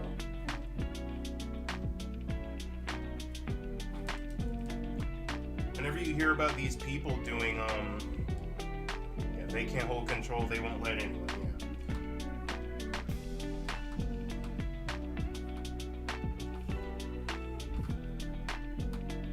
Certain scandals and stuff, I don't see how they have any effect on Nintendo. They're not doing anything wrong. And just because someone who plays Smash may do something wrong, for example, not that anyone has, but it doesn't make Smash look bad, it's the person. Sort of like even the scandals, the sexual harassment with game studios like Activision and stuff like that. It doesn't make the games look bad, it just makes the company look bad. But that's because it's stuff that's internal.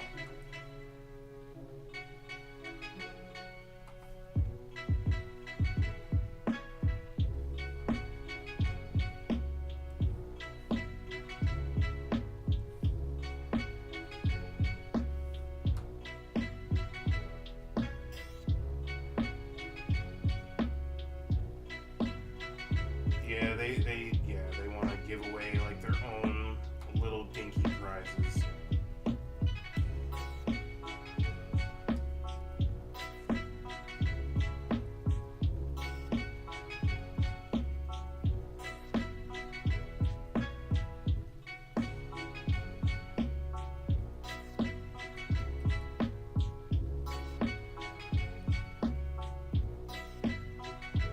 In some ways, Nintendo is worse than Disney. Disney, Apple, and Nintendo are all in a very similar realm. They're very similar types of companies in their respective mediums. Sometimes I don't know which bothers me the most.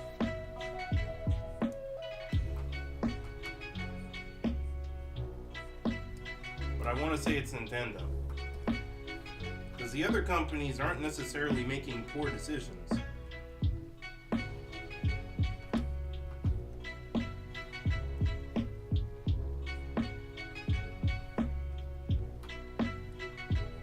Disney makes really smart business decisions. Apple, despite them treating their clientele like idiots, makes some of the best hardware and arguably software in the industry. Can't argue with their quality. I hate Apple. Android all the way. PC all the way, but they got something.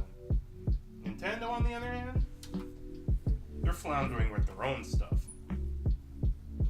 They're really fucking up.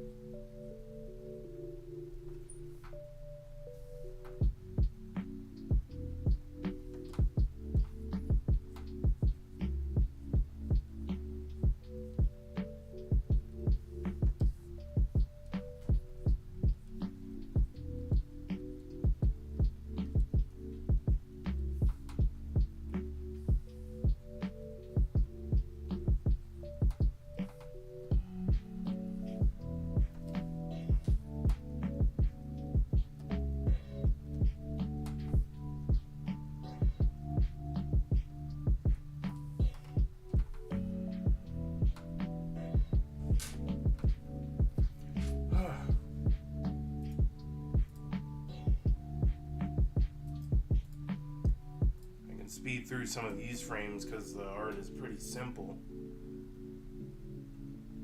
Ugh, ew, that hand's so bad. I did do it pretty quick back then, I guess. Ah.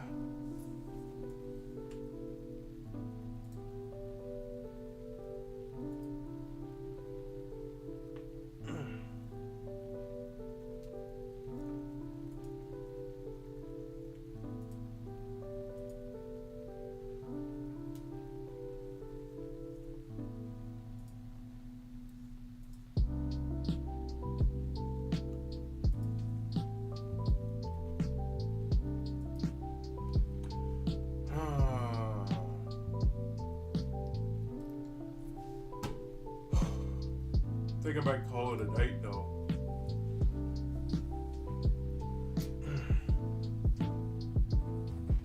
Yeah, I'm gonna call it early. It's only been 2 hours and change, but yeah. Let me pause for today. Go relax. And yeah. Pick up frame 11. Maybe later tonight in my own time I'll cut out more stuff from the storyboard because